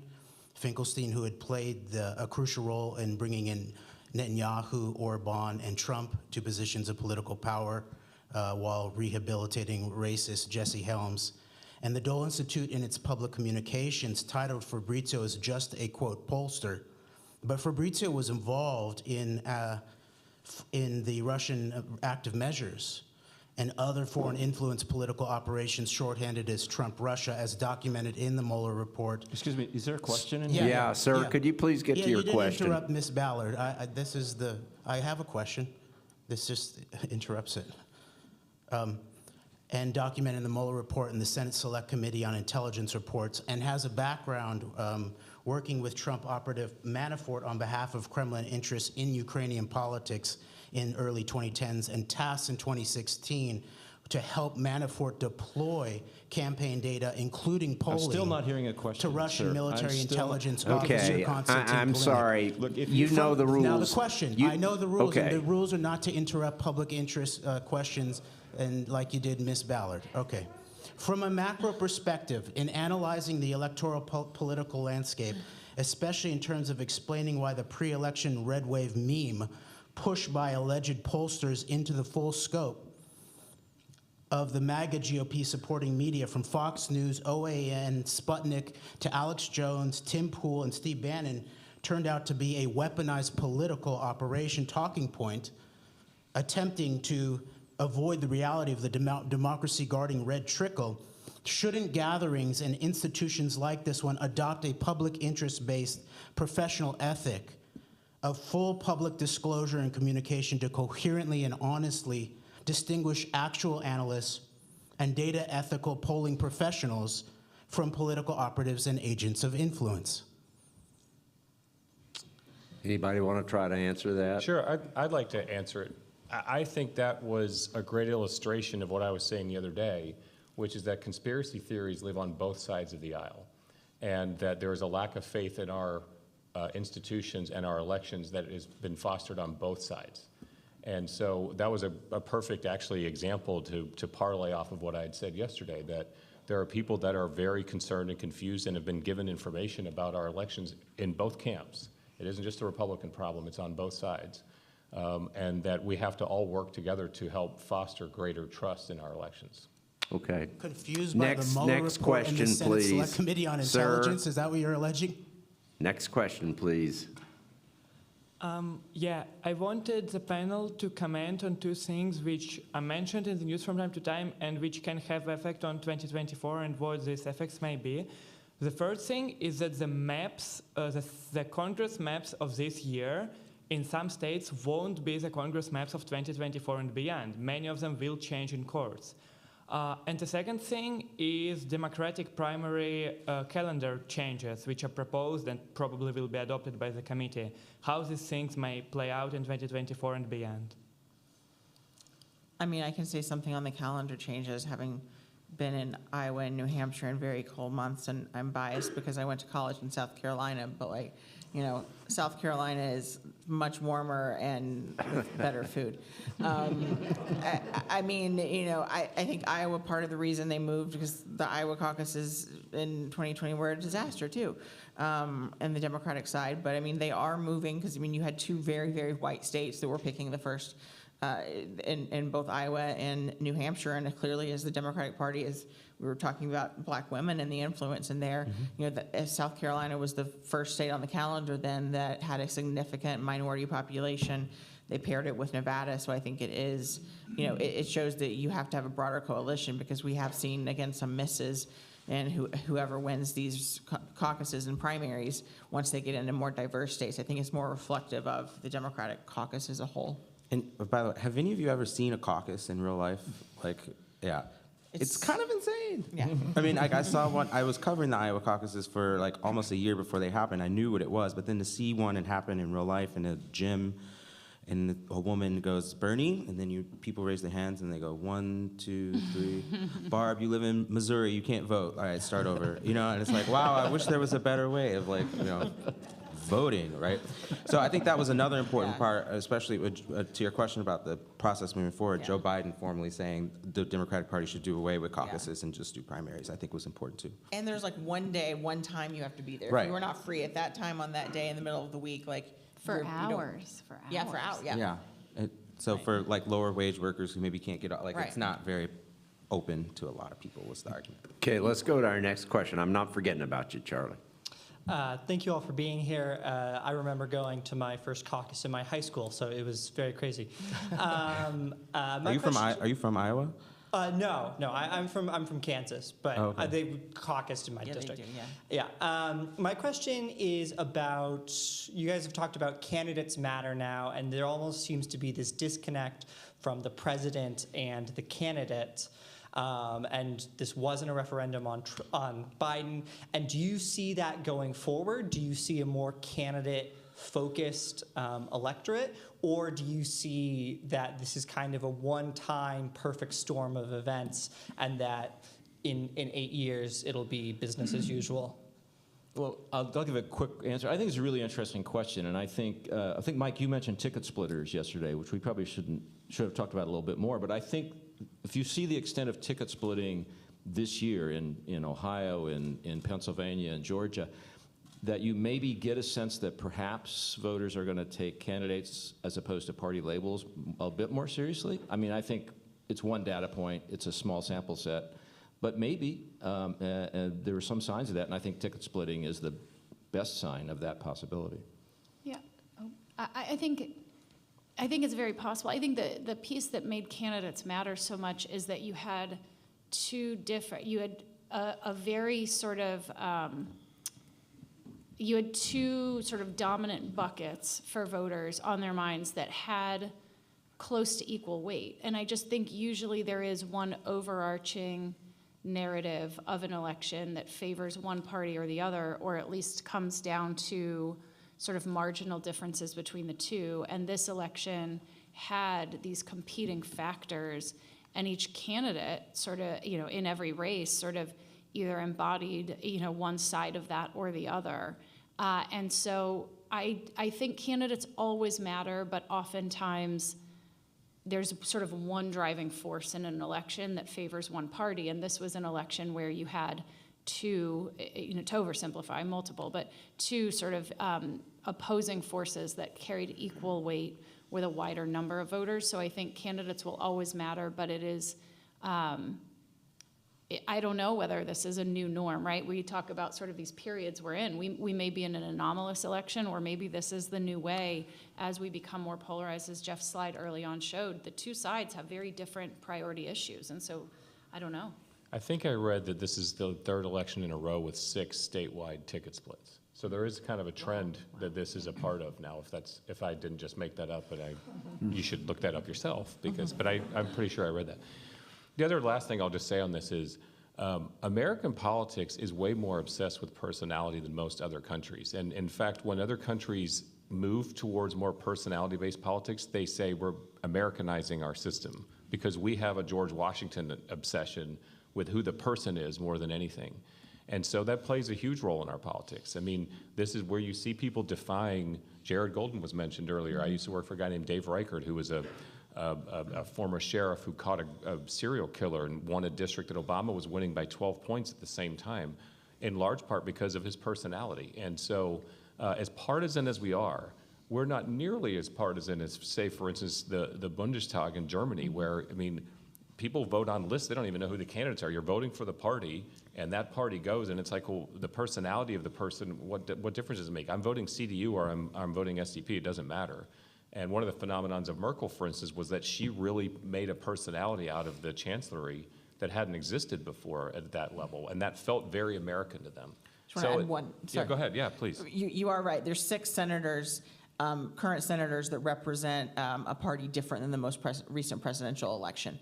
And I've looked back at this over the years. After the 1980 election, it was 45. So you can just see how we have decreased in ticket splitting. And Mike's right, I think there's always going to be exceptions to the rule. But like compared to where we were in the 80s or 70s and early 90s, like it has gone down quite a bit. Okay, we have one final question. Charlie has his hand up over here. Charlie, you get the last word today. Do any of you foresee any events that may possibly come up in the next 2 years, for instance, like the abortion issue? Do you foresee any events that might come up in the next 2 years that could possibly affect the next election?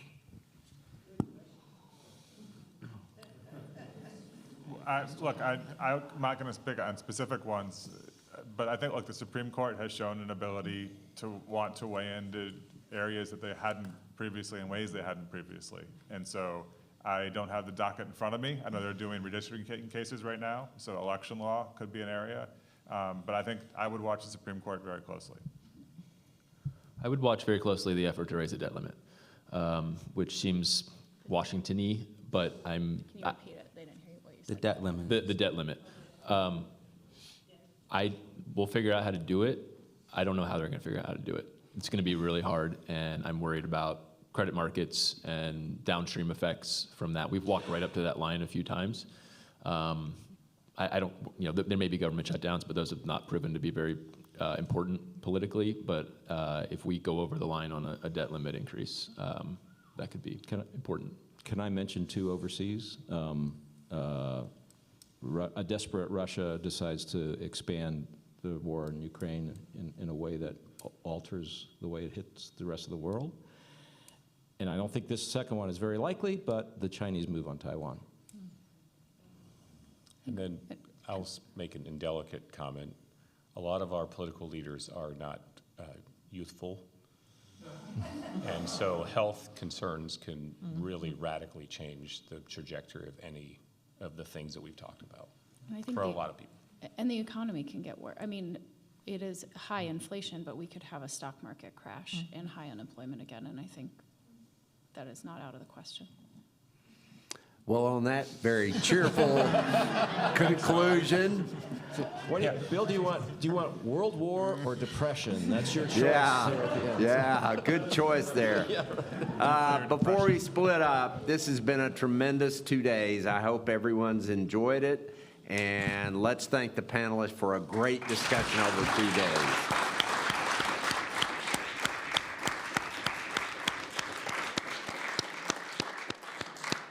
And thanks to y'all for coming out. Have a great day. Thank you, Bill. Appreciate it.